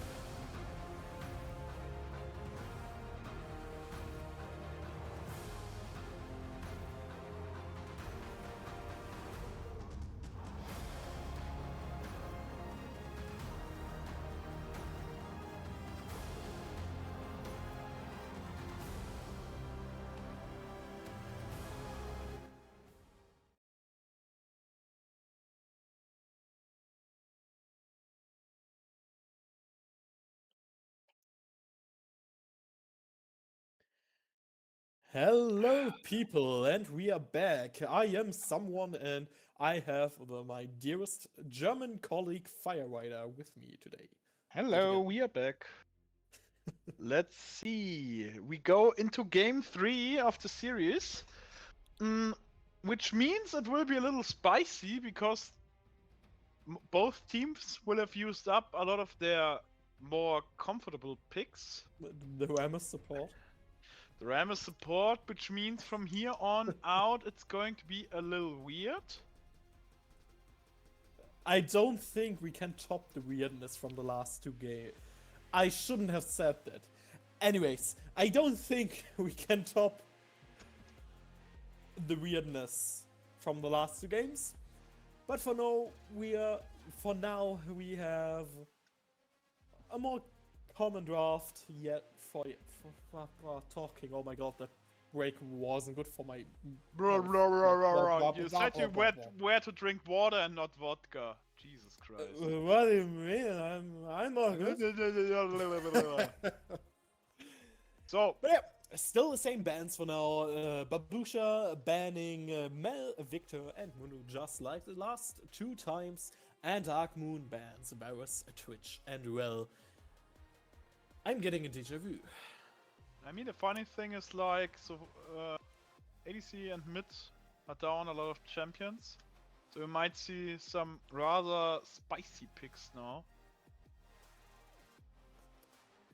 Well, we have the wise first pick from Babusha, the one who's been banned at least one of the two games. So I'm quite interested to see how that will work out, because I don't know, he has played it a bit. Danny has played a bit of Rice before. So it's not like a full-on blind, never played before pick. I mean, the thing is, it's not like Rice doesn't have any counters, but of course, if you pick something like this later into a best of 3. That was quick. The Xante that has just been spoiled in our chat has been picked. And for now, it doesn't seem like Grelis will even have 4 hours of sleep, because Rice and Cassandra both scale quite good. And we have even more scaling if that Smolder comes through. He probably will, and he does. Oh no.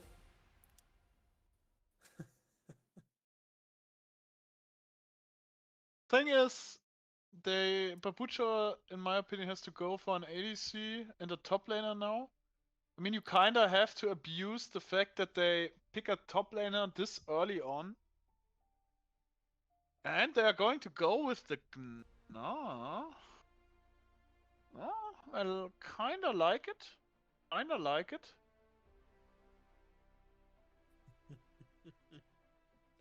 Oh yeah, absolutely. The Na is really good into K'Sante. You can just bully him as long as you keep your distance. If you don't, K'Sante will bully you because he is, well, K'Sante, we all know what he does. He has a lot of armor. He has Yeah, we know the not Cassante copy that much pasta. mana on his queue. I sadly don't know the copy pasta out of my head. And we have a Kaiser as well, so there's a lot of damage on the side of BABUCHA now. So I do believe we want to see like an engaged supporter to go with it. Kaiser, maybe a Nautilus, probably will get banned though. Maybe Thresh, maybe something spicier, maybe Pike, maybe Poppy. There are a lot of different options that do have a lot of hard CC. And talking about hard CC, we do have an Annie in the mid lane against that twice. So there will be an instant fuck you button for the side of ARK Moon.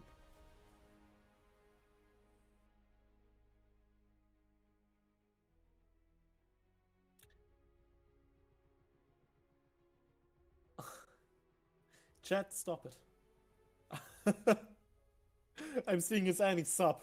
Please don't. Anyways, we have a Xin ban. That's good.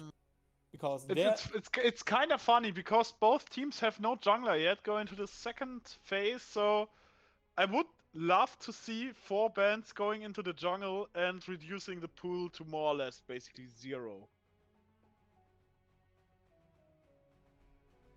Because now that would mean that Spicy picks up here. And they Cassio. Okay. I mean, yeah, maybe they kinda expect Annie to be a flex pick. Possible. Not a bad pick to ban. I don't know anymore. Well, nobody knows anymore.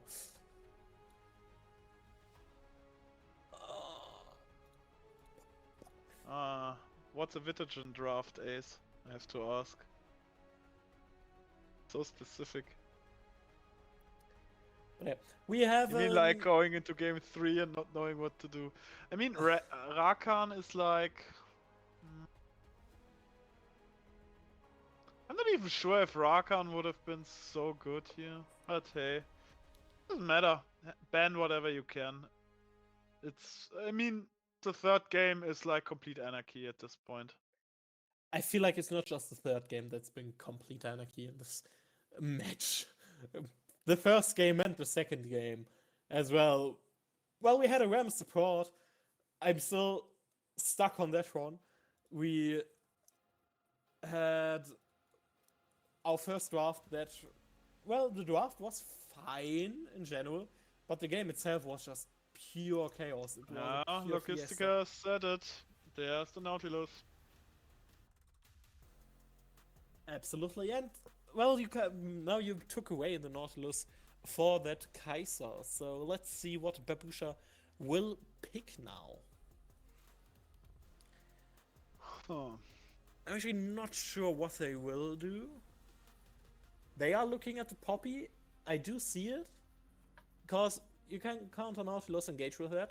You can counter the K'Sante engage. And you actually will do it. So we have our support. I mean, there's value there, but honestly, I don't think the value is as high. I think it's just comfort, because Poppy's one of those champs that has been played quite a few times by the support for BABUCHA. Yeah. All his other picks either has been banned or picked, or wouldn't be that great. And now we see a Nocturne Hover, which I actually quite like. I don't. I honestly don't. I don't see the Nocturne here. Because it's like the Nocturne has no follow-up of any sorts apart from the Kaiser. So he cannot counter anything from mid. Smolder is not that vulnerable as a target. And Annie, not amazing either. she can just burst him down. I don't think the Nocturne is honestly a good pick here. I think, yeah, in general, I see your point. You could try to, like, follow up with Rice Ult, or maybe the Poppy being close to the target you want to ult. And, well, then Kaiser flying in. But I think in general, having seen those two teams play against each other, it's just a fist fight through and through. So I do believe Nocturne ult in this game specifically has a lot of value because it creates chaos. You don't know where the enemy is, where you are, where your teammates are, and that has a lot of value for these players specifically.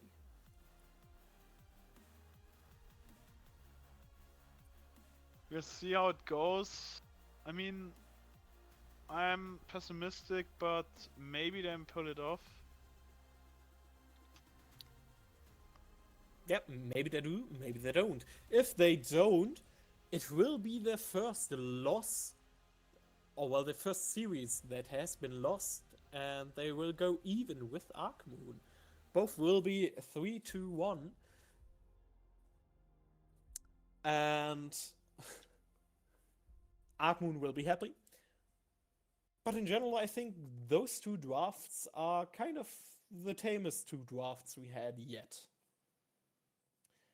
We have quite a standard matchup in top lane in the Na versus K'Sante. Like, it could go either way, but it is favored for Na. In the jungle, we have Nocturne against Lilia. I believe Lilia might have the upper hand, especially in later parts of the game.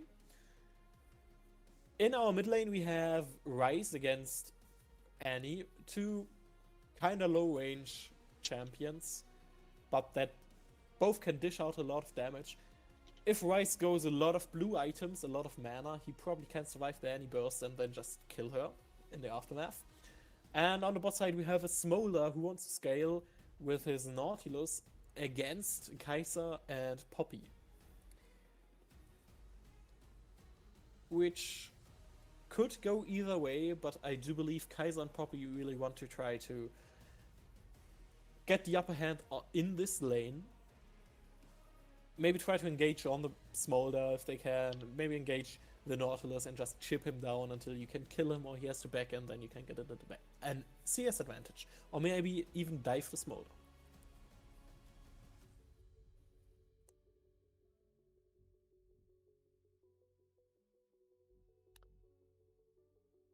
So, overall, what do you think? Who has the better team? Is it ARK Moon or is it BABUCHA? Actually tend to say it's ARK Moon here, especially since Smolder is going to scale very hard into the late game.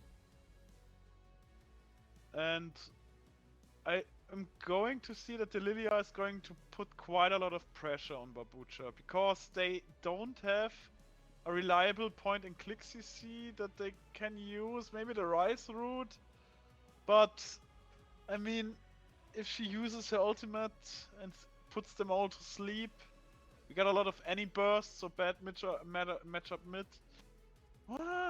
I would give it to ARK Moon in 7 out of 10 games, I think, here. Maybe 8.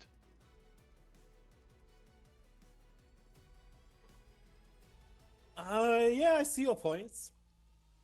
But I still am quite a big fan of that Nocturne just because these teams are so scrappy. And Nocturne can go and just fly in and support your team. Kaiser could go in and support your team. Ryze can go in and teleport, use his ult, and support his team. So I think, depending on how these two teams play, it could go either way. It has been a coin flip all the way.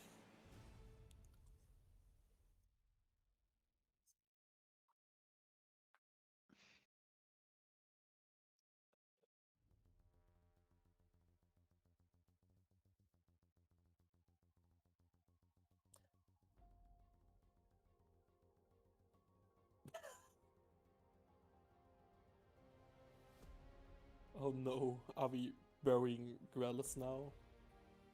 Grelis is losing her mind. Yeah, I think so too.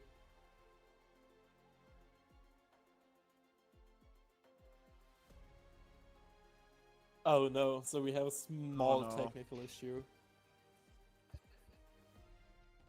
Oh, yeehaw. Hold up.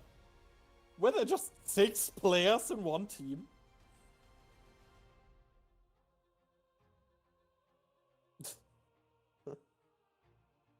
So we'll just have a POV stream then.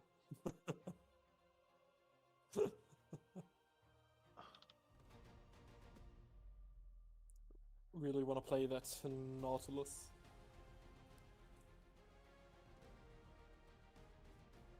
Wait, can you start the game when there are 6 players in the lobby? Ah, that's sad. We could have had Hex. What was the mode called? Was it Hexakill? Yeah. Like the one 6v6 mode? Wasn't there one like ages ago? Or like Was maybe even something like decades? this. Yeah. Well, let me just pull up my stats. And let's see.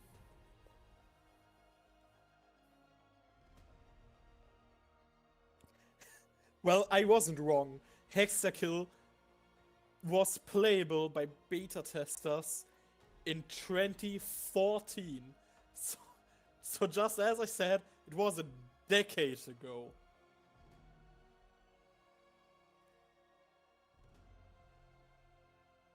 That is crazy.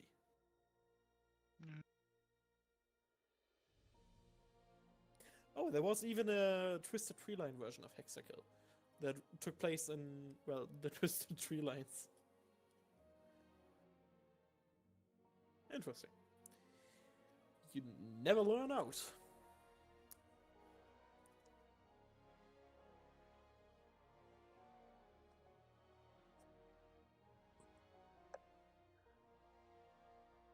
Now, do we have an update on our technical difficulties?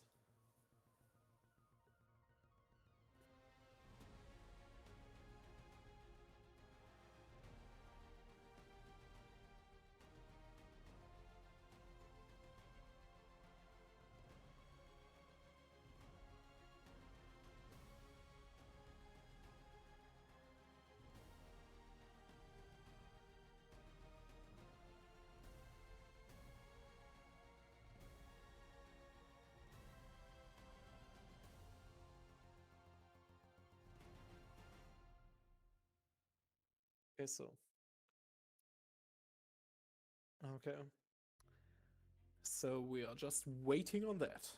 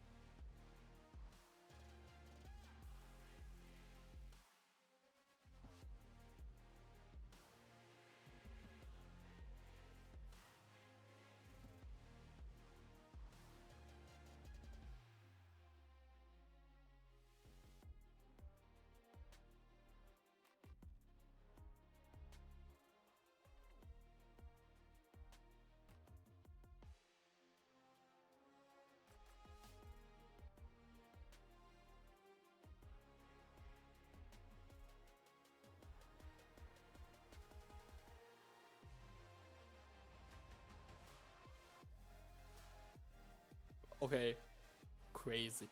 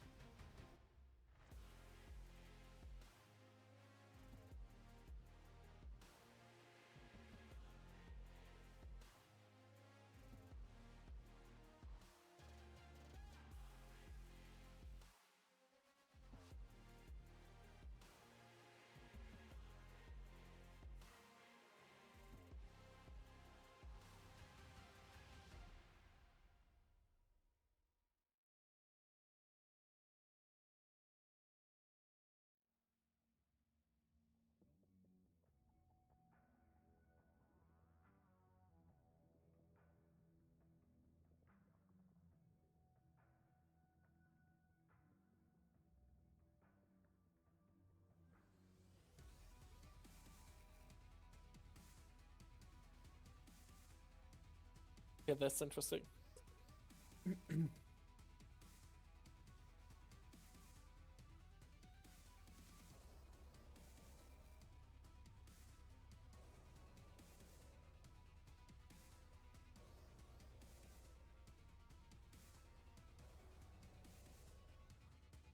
Yay! So it won't be long until we start. Yippee.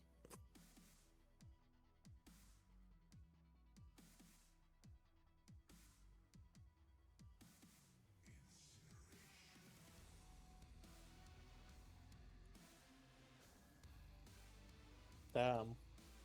Silver Scrapes remix.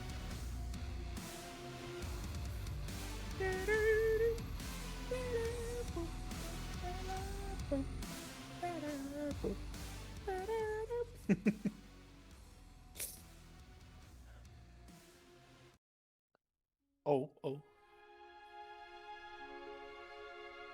Is that like your mental state right now?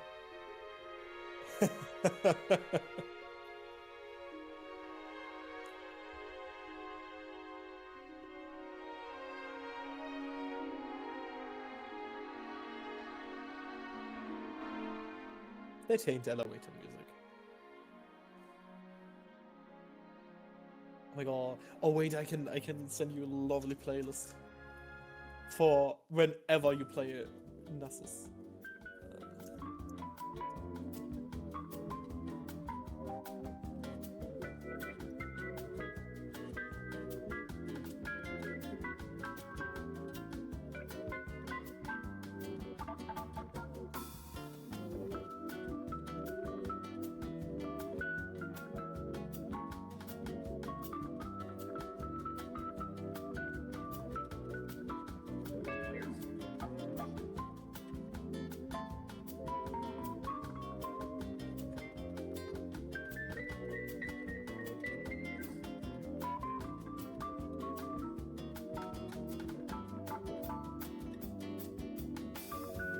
Yeah.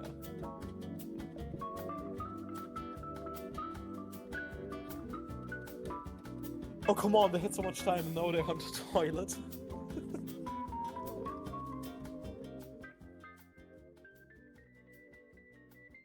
Okay, but we are on chat select only. Thank god.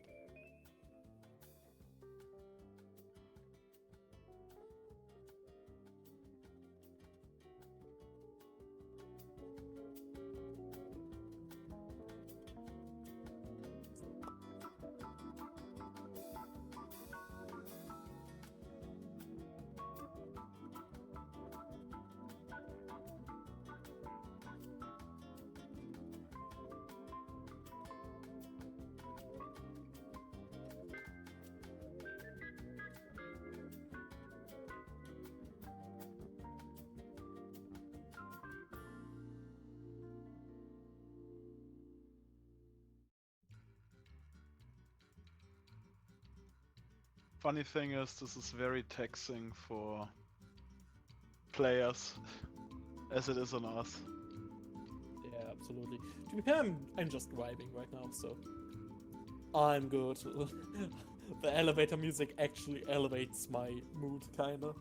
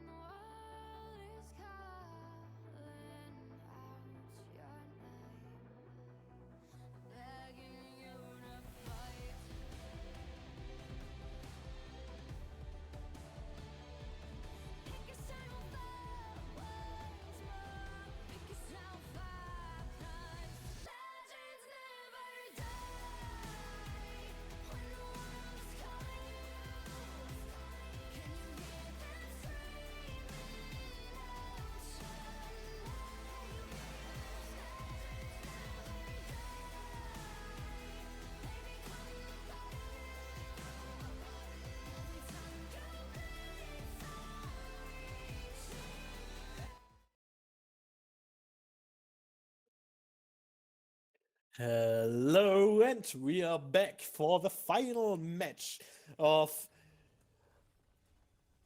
ARK Moon versus BABUCHA. You said that you are the one who is still awake, not us. He lied, Grellis, he lied. No, I did not. I just forgot the names I've been saying for the past 2 hours. Anyways, exactly. Let's look at those beautiful skins yet again. We have Christmas Smolder going in on those queues, already got his first stack. Stacking. Well done.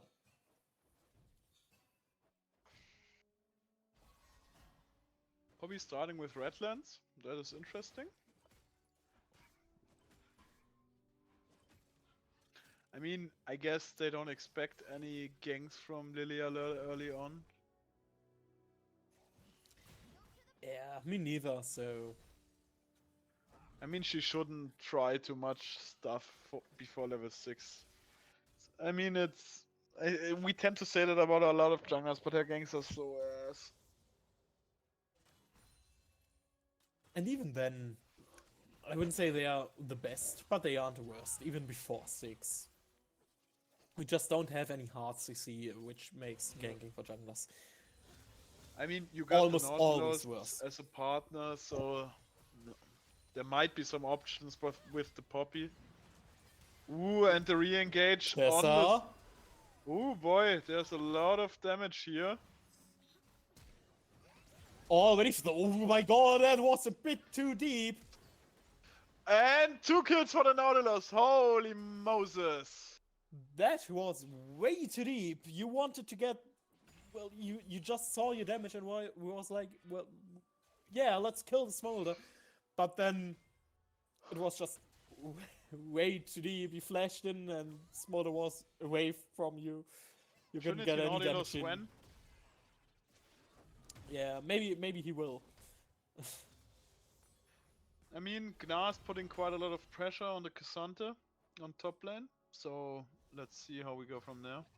Yeah, well, that's kind of what he's supposed to do now. Annie putting a lot of pressure on the Ryze, I mean, actually. it's as we said before, it's not a good matchup for the Ryze. This is problematic.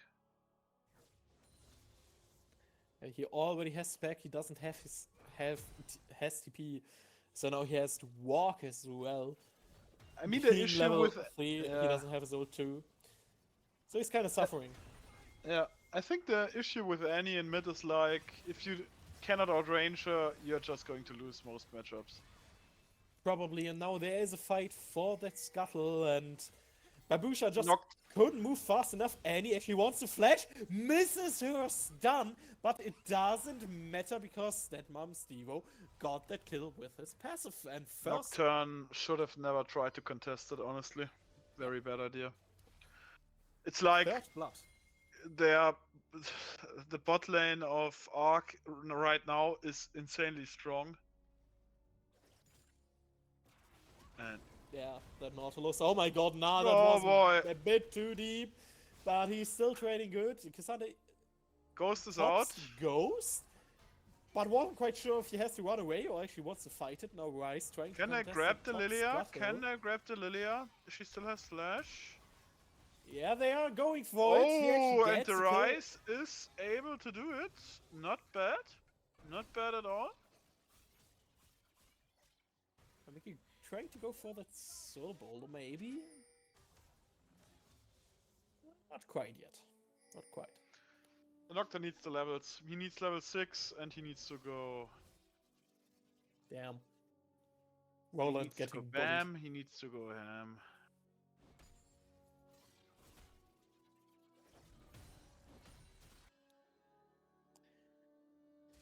But for now, it seems to have calmed down a bit. I know I just said it and now there will be action, but for now it calmed down a bit. Smaller scaling, having a fat Nautilus now, he can actually just chill and scale. Cassandra getting bullied in the top lane as expected. Ryze now with a kill in his pocket, is quite happy about that. Got the cannon as well, always important. And now Noto, And the snipe on the Nine, Kaiser, but nine, nine, nine, Smolak nine, nine, nine. No, no, no, can't no, no. follow up. Oh, but the Ah. damage, the good damage from the Poppy, and they get a kill. Holy Moses! I did not expect them to get a kill out of there. Well, I Holy did, because Poppy still does a lot of damage. Her Q just has a lot of base damage, a lot of max health percentage yeah, damage. But yeah, and it's like Smolder still doesn't have the upgrades. He lacks the item. No. He could have been chilling, he just did not because he wanted that kill. Yeah. The hook from Nautilus was beautiful, but The hook was just a good. bit too deep. Yeah, I mean, the hook was something most people would have taken the hook. Yeah, I don't think the hook was wrong. It was No. just that Smolder went too deep afterwards. Because They Nautilus were traded in the well on the wave, Kaiser. and I mean they focused so hard on the Kaiser that they completely neglected the damage. For the last time, you are Nocturne. Don't try to force ganks. Jesus Christ.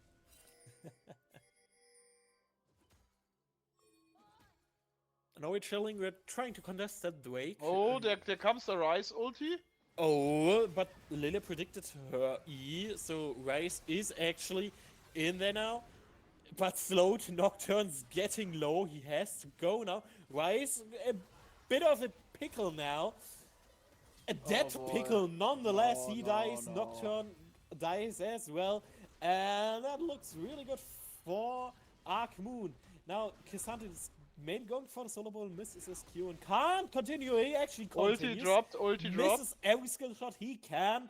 And now, might be dead. Can we please What's see? going on top? We need to see top. Thank you. Jesus Christ. Himiko misses his Q, so Cassandra actually gets out alive. So they're chilling. I think this is the first time that Miko is actually performing better in regards to farm.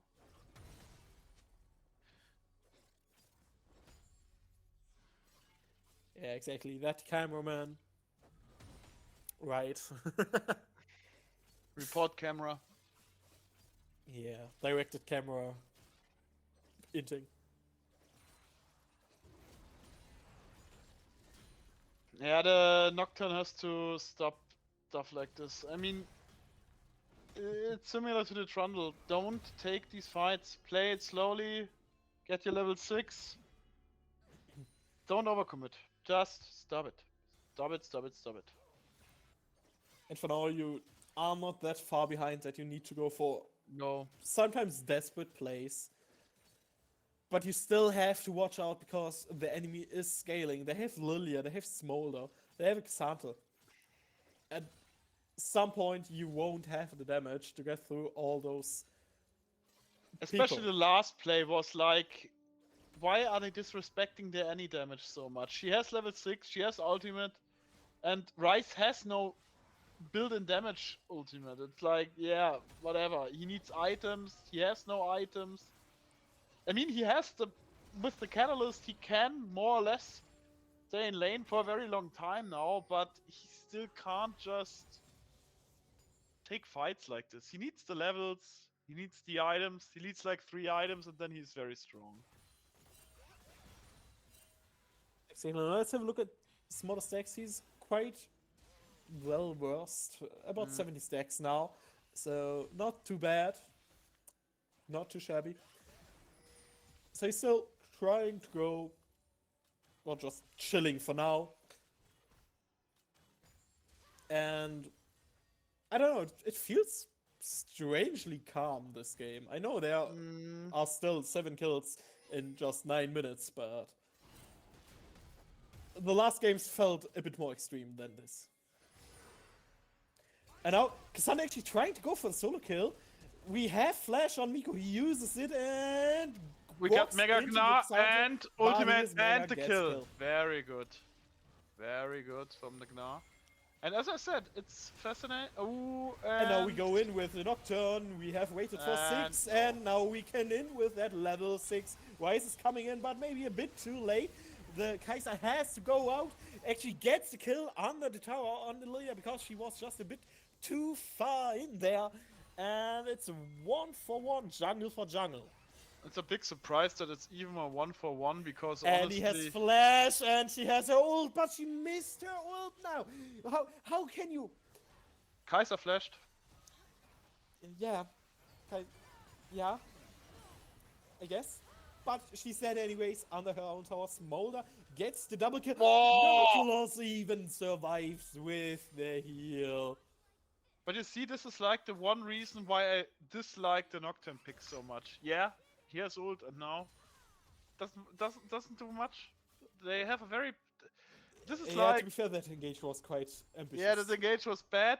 I think what they need to do is like, Babucha's bot lane needs to force a 2v2 and bait them into a fight, and then the Nocturne ults straight up in. After they have wasted the cooldowns and stuff. Exactly. That's Either the way that to go. or take an actual fight that will actually be 3v2. So Nocturne goes in first, and then your bot lane follows up on the enemy bot lane, for example. But don't just go in when there's the jungler and even a mid laner.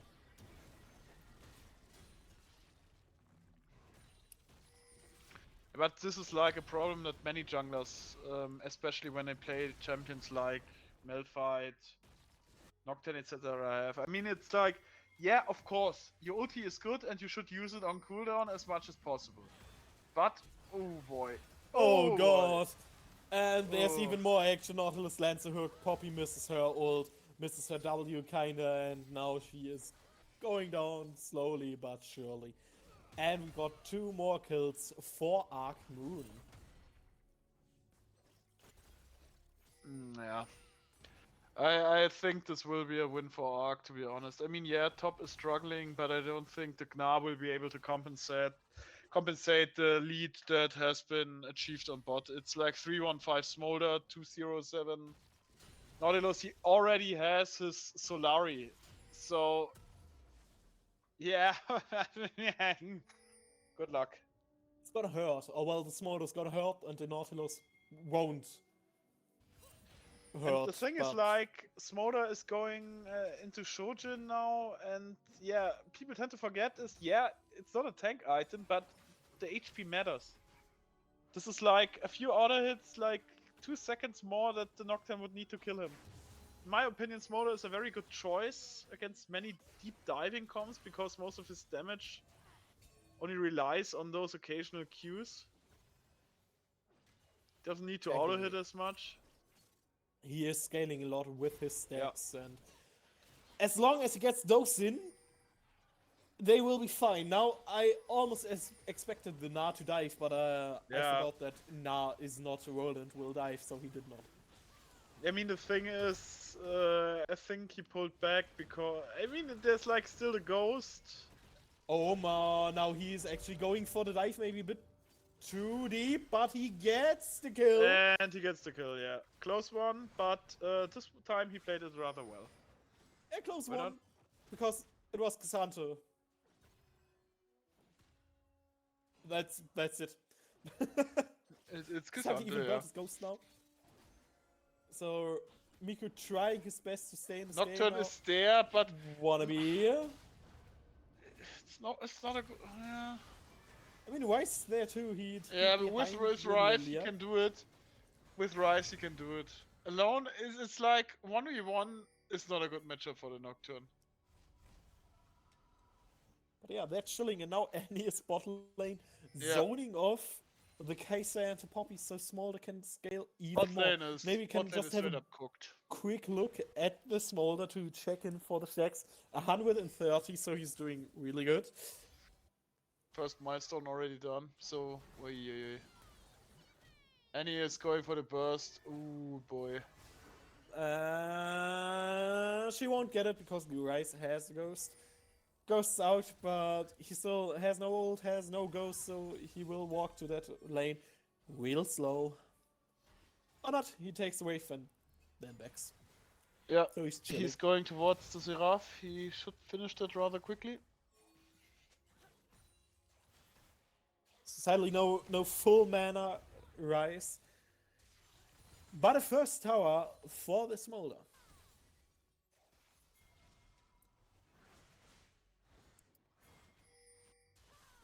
So let's just have another quick update 144 stacks in 15 minutes, so he's doing really good. That Smolder is indeed stacking.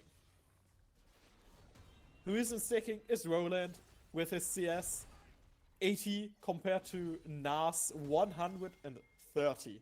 So there's a big 50 CS gap in the top lane. Mid lane actually has no CS gap. They're dead even right now.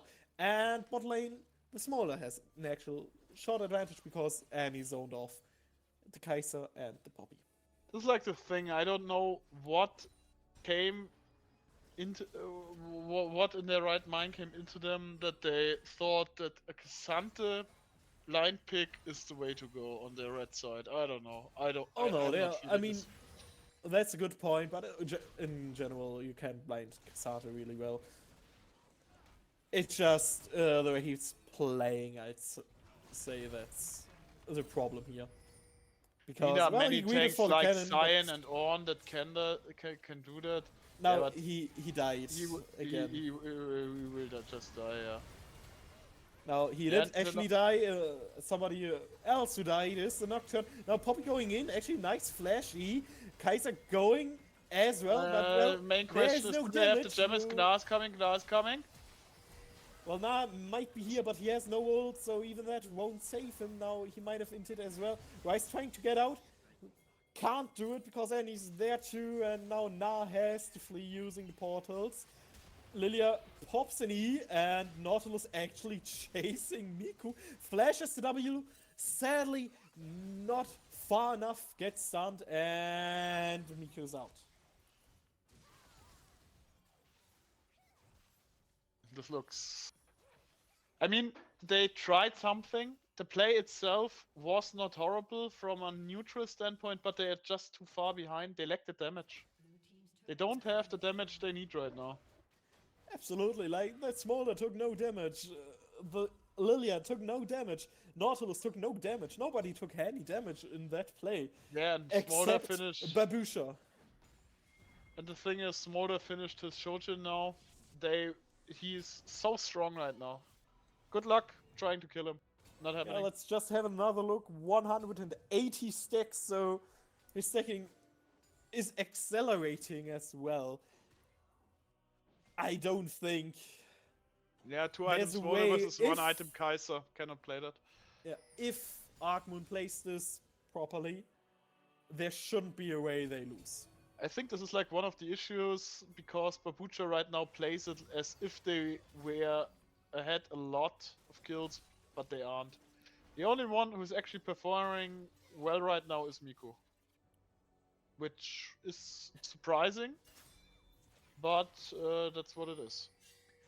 I would say Danny is trying his best too, but there's just so much damage now. You wanna go for that Lilia, but she still has 2 items. There's the Nautilus.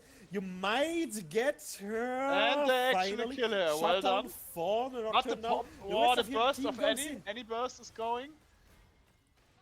But why are you going in there now? You Annie have the flash. Annie getting the kill onto Poppy, and that's a 1-for-1. I mean, every 1-for-1 normally favors the team behind, so there's that. But they as I said before, they need items on this rise. Ooh, and Ooh, the Nah flash play. Well done. ooh, Gets this Smolder, is now there's insane. Rice behind them, and they Oh, get and Annie as 2 well. shutdowns, 2 big shutdowns on this Gna. He got like 1,600 gold right now. Holy Moses, this will hurt. This will hurt. And with that, the gold lead is almost closed again. You can even go for the Drake, but Lily is still there, wants to go for the steal, but now there's Poppy behind them. They get the And Drake. they get the Lilia Drake. is getting low. Lilia's dying. Oh, what Kaiser is got the kill. ARK doing? Holy And Moses! Nautilus They just tied they too. lost all their lead in like 1 minute. Holy Jesus! Now that's what I meant with if they play it properly, there should be no way they lose. But they just overstepped. They just Yeah, didn't this is respect like their mother of all limits. throws. Jesus Christ! I mean, this Gna. I'm not sure what he will. I mean, he will finish the cleaver, and let's see how much gold he has afterwards. I mean, he's like, holy shit, he's 4k ahead in front of the Cassante. Oh, oh, That's that 1 is point. crazy. It's 1.5 items. What the fuck? Okay, yeah, that is crazy. He has finished. But wait, No, let's, he let's, actually. let's just have a second look. Where's the rest of the gold? Obviously on Smolder, but yeah, actually just mostly Yeah, on Smolder. Smolder is the one person. Smolder and Nautilus are the two And, persons well, ahead. The rest Nautilus, is yeah. rather even. I mean, the Gnar just finished Sterax, which is probably good because survivability is his main issue right now. He's like the most important member of their team. He needs to create the pressure right now. But I think he can do it. He has so much damage right now. I mean, he is level 15. He probably can do it. Cassante is overextending a lot. This should be a kill up here. You don't even have to use Nocturnal if you don't No, you have don't have to. Now Cassante is Wing, gets W'd by the Poppy. Poppy can just CC him all day long. Rice trying to go for the kill, actually gets it as well. Cassante just wasted his ult and his goes through, so The thing is, we're Rice still chilling on site. Rice will pop off now. He's almost finished with the rod. He has Seraph now. His spells start to hurt now. This is like, oh. So, yeah, I just want to say Smolder is now done with his stacks. I think it's like if they manage to kill the Smolder in any fight, then they will lose right now. Yeah, that's just what the Gnar can do now. He's so strong with the Sterax. Wait, what level does Yanni have? I'm curious now. Because Smolder Na is now level 16. 16, yeah. I think she's like level 14, probably. 13 Maybe. or 13 She's or 14, 13. yeah. I shouldn't say that in Yeah. context with Annie. Anyways. Nocturne just Jesus. used his ult. Jesus Christ! I think Flo is on the list. Just saying it. Flo I'm is on not the a Jax main, don't worry. list. now the jokes get a little dark. Holy Moses. Well, as dark as the night is right now, because we have it As almost dark 12 as a o'clock Nocturne now. ultimate. Exactly, the one we just saw or didn't, wherever it went. I mean, Logistica is not wrong here. It's like the Gnar is like the one member of the team who is insanely fat now. Plays have to happen around the Gnar. Don't play around members of your team that are behind. Just play around the Gnar. yeah, the Na that's probably trying to get Cassante now again, but Yeah. there's still a tower. You don't have the damage as Mega Na to kill the Cassante. You have to be mini Yeah. actually. Now he actually pulls him under tower. Has to be careful. There's no jump. There's no W. He There's still has no. Sterax. He still ult. has Sterax. But yeah, still Sterax. There's the Rise, And and mid, now there's there a is fight an in mid, engage. actually. Smolder trying to do the best way to sidestep the Poppy ult actually on the Lilia, and you get out. But this is the one thing I said. Don't play for these fights because Kaiser is weak right now. Poppy is not strong either. Annie is still strong. It's like the two members of the team right now who can do something are Rice and Na. And if two of them are committed to one play, don't do another play. I actually kind of like this turn, but they now have to leave because they have been spotted and they surely This can't fight this. Yeah, this Baron is. Okay, and Baron they is don't really want cooked. to continue it. If Kaiser would have hit that, I think they could have actually continued it. But Yeah. you still have to be careful. It's only meant to 24, so that Baron will still do a The lot main of issue damage is with 20 armor. this is a Drake angle. This is a perfect Drake angle now set up. Wave pushed in. Just the second Drake for Babucha. And maybe they want And to they decide to trap. They decide to trap. Now can we just look at levels now? Level 17. While Annie's still 13, Lilia 12, Cassandra This will be 14, a team fight. and No, now there's the don't do it. Nocturnal. You get the Drake and you just go out. It was just used for vision. Yeah, this is Well good. done. That's This how is you good. want to use it now. Rise ult to get the collective 5-man TP for mid lane. Beautiful. Well done. Well done. I mean, I was a little afraid because Babucha's jungler has proven that he is rather suicidal sometimes. But now as a defensive measure, that's really good. And now we have a small siege going on 4 people in mid, 4 people, and 2 people. Rice is On trying to bot finish lane. the actualizer. If he finishes the actualizer, then it will hurt once he pops off in the team fights. Absolutely. Even now he can hurt already. Yeah, yeah, Just not as much.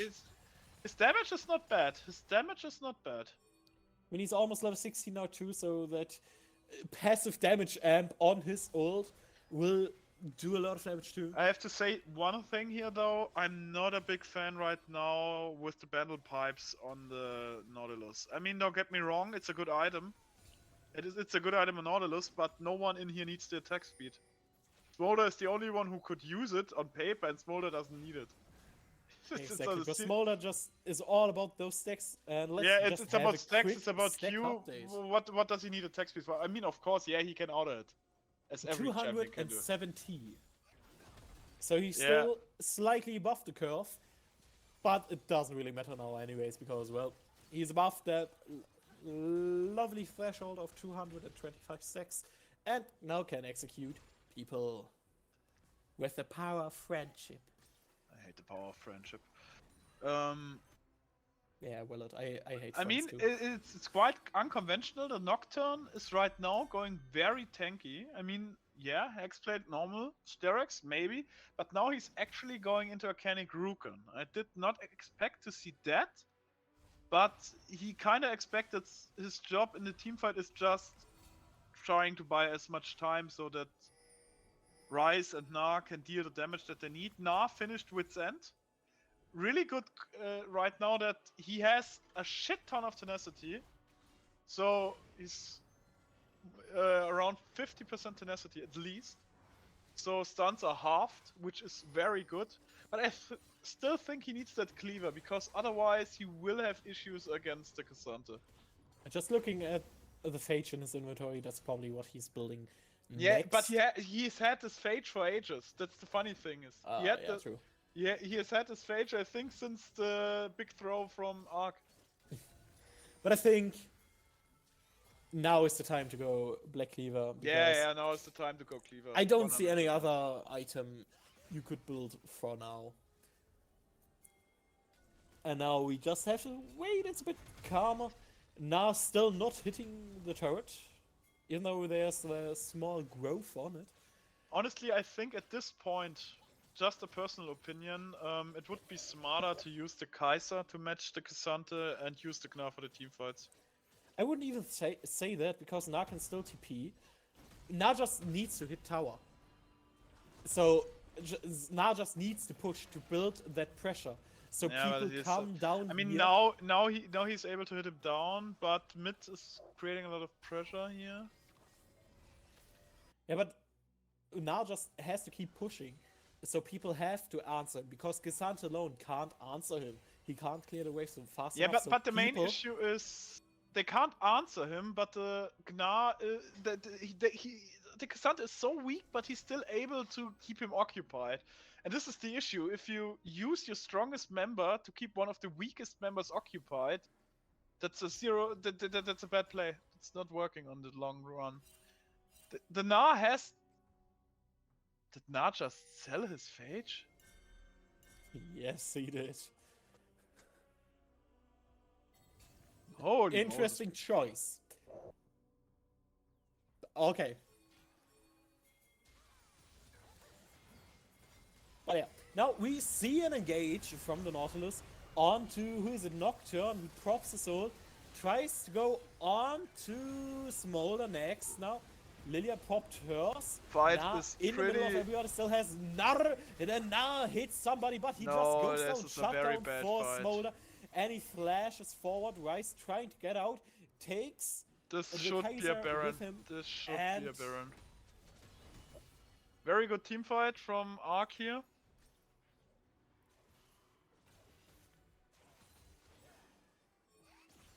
Yeah, you should have just, I don't know, kept sidelining.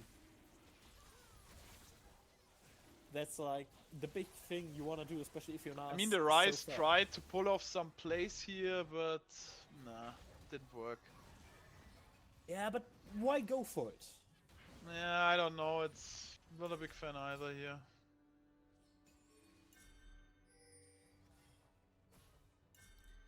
So now you still have to see what you do next, because Na still has to pee, so just send him bot lane.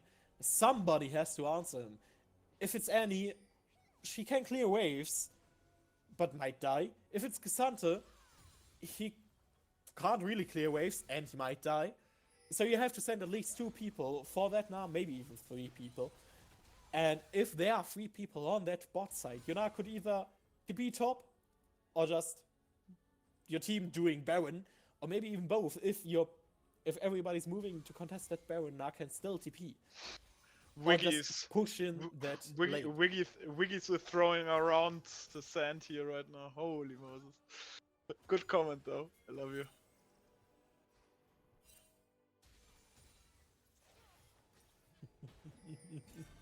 I mean, it's a fact that BABUCHA is not going to win the 4 versus 4. They need the Na. Without the Na, it's completely hopeless. But the main issue is the Smolder is so insanely fat right now. He has 4 items. And you saw in the last teamfight what kind of damage he does. Yet it still wasn't enough. Now let's just have a quick Smolder stacks update before we go into a fight. Now there's a Rise ult. Smolder has 350 stacks, but that might not be enough because there's a Nocturne on him.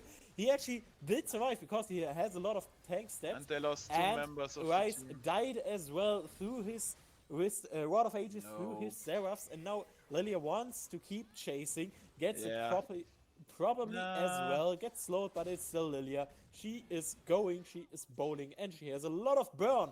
Now you can go into that mid lane and get those towers. Oh boy, oh boy. Now still alive. I mean, They can't really gold-wise, do they are anything. still even, but there's the pressure on the Baron. It's honestly, it's a little sad because they had this insane turn, and right now they are so useless. Any fight goes very bad. I mean, the Nocturne cannot dive that far in the backline. He's not going to achieve anything there, honestly. What does he hope he can to do? And now they want to commit on Fine this. time is Annie all he. goes in, stuns the Na, gets his ult off. Nocturne now popping his ult just to deny some vision, maybe go for a kill, but they actually survive. Now Cassante getting low but not dying, and you get even more kills. 3 more, you get the Baron, and everybody gets out. This is like what I said before. I don't feel the Nocturne in this draft. 0 pressure. It's such a bad pick. It was a very bad pick. I mean, I don't have the current pool of BABUCHA's jungler, so I don't know if what he still has as options, but honestly, Nocturne wasn't it. I mean, right now, Ace is probably right. They cannot teamfight it anymore. They have to somehow hope that the Na is capable of creating enough pressure. But the main issue is that, well, a Soul is coming up. Soul fight in like 1 minute, and I don't think BABUCHA has it in them to actually contest the Soul. And getting a Cloud Soul here will be, well, hurtful. Is it a Cloud Soul though? It's kind of buggy because the dragon No, icons. it is Hextech. The dragon, because the icons in the top say it's Hextech, but Yeah, on because the they top haven't left, fixed that bug in, I think, 1 or 2 years now. It is literally, since they added those Drakes, been a bug. Which still hasn't been fixed. yeah. Because why should Riot care about the Observer too? Yeah, Sadly. it's I don't know. I think this is like one of these games where the BABUCHA just lost it in the draft again. Not necessarily. I think it's just the execution that's Nah. been a bit buggy. Main Because issue we is- have seen... The problem is the Na is not going to get much stronger. He's buying tank right now, of course, because he needs to be tanky. Oh, and now damage- Poppy has been cancelled too, so you can't reuse it. So Yeah. that will be the first kill. Now, Oh, actually, good ult beautiful from Na. ult. Now, Danny actually gets a kill, but there's still this smolder. Not anymore. Oh, they now. managed to kill the Smolder. Ooh, they actually managed to pull this off. Well done. Naul carried this team fight. But this is like one of these team fights where I'm like, if ARK plays it better, that's never going to happen. Exactly, but we have seen those two teams now for about 2.5 hours. And we have said that phrase a lot. If they would have played it better Yeah. or differently, it would have been different. Even this game alone, if I you mean, would have played a lot of my around Final a predictions bit have better. been wrong, but I kinda expected more. I don't know, it's like... Now, actually, what I'm interested is, do they go for the end? No, they won't. They No, wanna go for I the think top. End is not the play. They are up now, and they will get the next tower. And then they need to spend their gold. Maybe grab some jungle. I mean, they have 2 minutes on the Baron as next objective.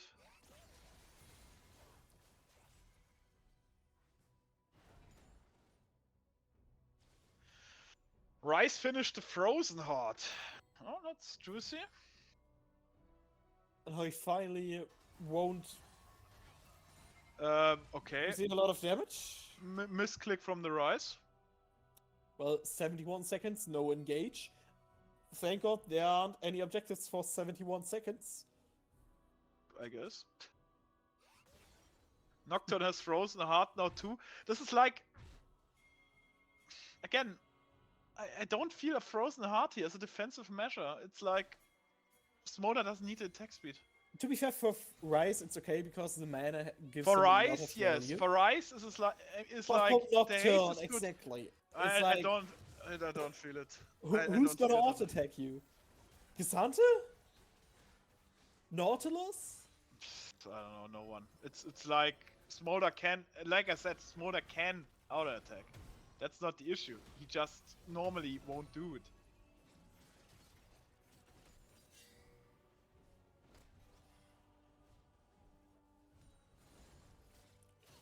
Funny thing is, we are at a point where I wouldn't be surprised if going Zonias or something like that could have been actually an option on the Nocturne.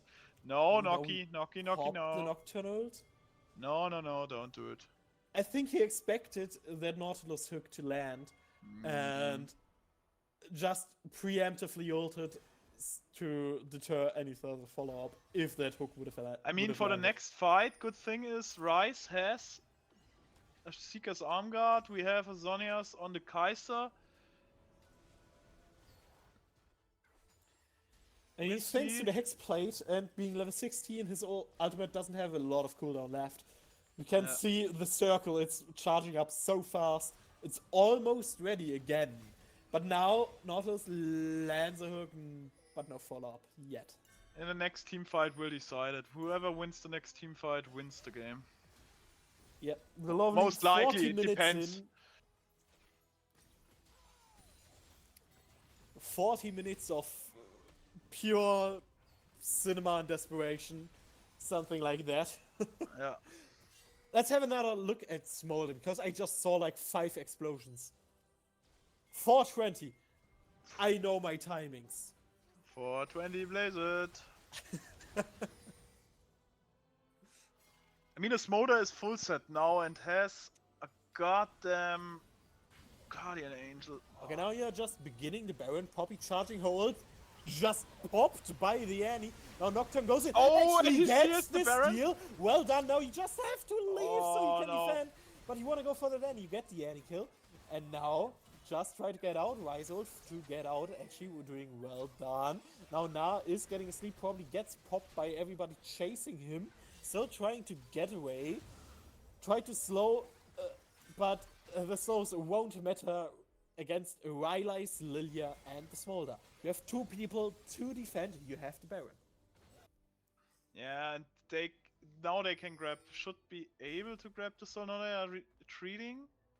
So I think this is not the right play here. They should have gone for the Drake Soul instead of resetting. Probably, instantly but they're still good. gonna be first on that Drake Souls, and they won't be I mean, enough. yeah, Na has close. TP though, depending, and they are moving there very slowly right now. Smolder, I mean, Na is down like 20 seconds. Maybe they can buy the time for him.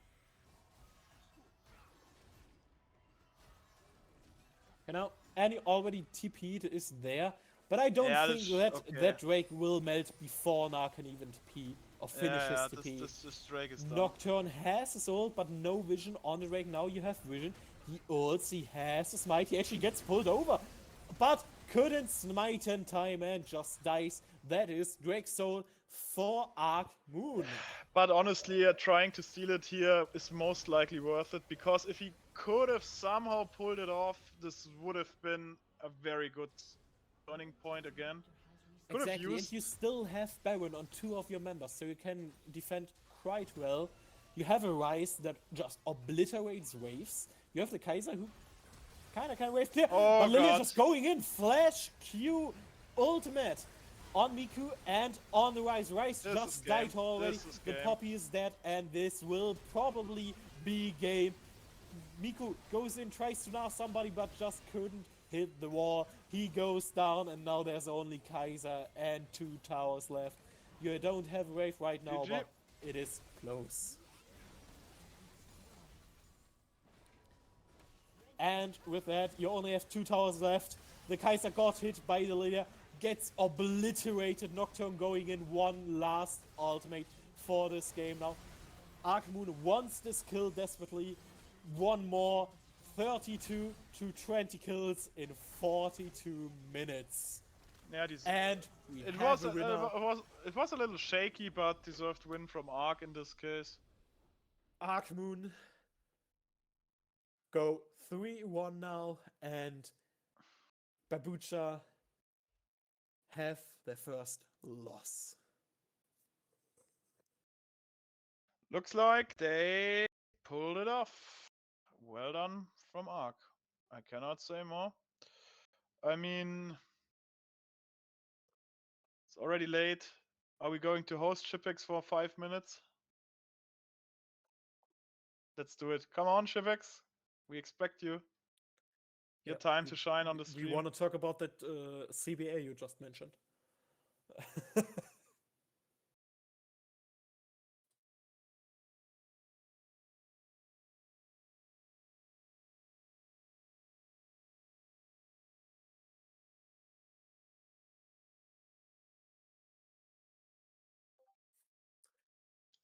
So, Hello. welcome. Welcome again. First off, congratulations. Thank you, thank you. So, this was quite a show. I mean, we had Yeah. the Rammus support. You asked for a show, no? That's what you told me before I left. We got a show. We got a show. Yeah, you're welcome. You're welcome. It was a little shaky in a few of the games. There were a few times where your team ran it down today, to be honest. Especially in the last game. Yeah. I mean, I think I played perfect this series. I think this 6-back combo on Annie has never been seen before. I've never seen anyone in SLE do that combo on Annie. That's all I'm saying. That 6-back combo was crazy. So, But I think, all intentional. All I intentional. mean, did the die work or did the die work? I mean, come on, it was good. Yeah. But yeah, it was really shaky. Like, I mean, I think everyone had some bad games. I mean, not everyone, but like, I think we were taking turns having bad games and running it down, except for Roland. He ran it down all 3 games. My goat. But yeah, I mean, it was just a bunch of random stuff happening. Game 2, we said pre-draft that we're picking Rammus no matter what, and they locked in Econ. We're like, ah, shit, it's dog shit here, but we still locked it in because we already said we were locking in Rammus. So, The yeah, goats. unlucky. I have to ask, what was the thought behind the Xante blind pick? It appeared a little bit random, to be honest. I mean, just giving Roland counter picks is not that good. He just counter picks himself. So I think just Point finding taken. Xante is good. Yeah. So the message you want to send to all the viewers is Roland sucks. Other than Roland sucks? Wait, that's hard. That's hard. Wait, let me think. Now you put me on the spot. Other than Roland sucks. Wait. I mean, Roland performed pretty good in the first 2 games, I think. That put up quite a show with Okay. the Volibear. I mean, he got out So, damage game 1, so you know that means he got gapped. So unlucky. yeah, it's true. I have to ask, after having played these 3 games, what's I mean, there has been some discussion, as we've talked about before, about BABUCHA and where they are ranked. Have you earned some newfound respect for them, or what's your feeling now after facing them? No, I've just lost respect for my teammates. I think more. I think that's for it. I think we played horrendous, but I mean it was fun. Like we are playing for fun, so it's not. It's fine. Fun But is the fun is the most important thing did here. I mean I respect that this team is they're a team, right? Like if I'm Yeah. being like completely honest, I think they're just a team. Like the individuals are mostly mid or bad, but they play as a team, so that's respectable. That's how they're taking wins, you know. I think yeah, that's it. Was there Like any Danny yeah? Danny is perma dropping like a million waves for his team, right? Like he's like I think their playstyle is just they know that they want to play for bot lane and then they just do drop everything. Or I don't know exactly why, but they drop like a lot of mid waves on Danny to move for like everything to make sure they have numbers. So I mean, yeah, I would guess Danny drops a lot for his team, and then outside of that, they just play like a team, right? Like, yeah. Was there a special kind of composition or champion that kind of surprised you today that they used it? A pick where you were like, what the fuck? I did not see that one coming. The Poppy. I did not see Poppy. the Poppy coming. Mostly because I think the Poppy is like really bad here. Like you're already playing as a Smolder. Like Yeah. what are you gonna do to a Yeah. Smolder as Poppy? And then it's like it's not even that good into Nautilus. It's like a mid I matchup. have Like the I 2v2 have is losing. yeah. I have to admit we kind of said something similar because we were like, yeah, it's not like Poppy support is bad, It's just but bad here. if the ADC doesn't even have a dash, and the jungler doesn't even have a dash, and the mid I mean, laner yeah, doesn't even have a dash, yeah. where are you getting the value? I mean, the support got a hook, but from the top of my head, I don't think he ever blocked one of these hooks with his shield. Mhm. It's like, yeah, the value wasn't there.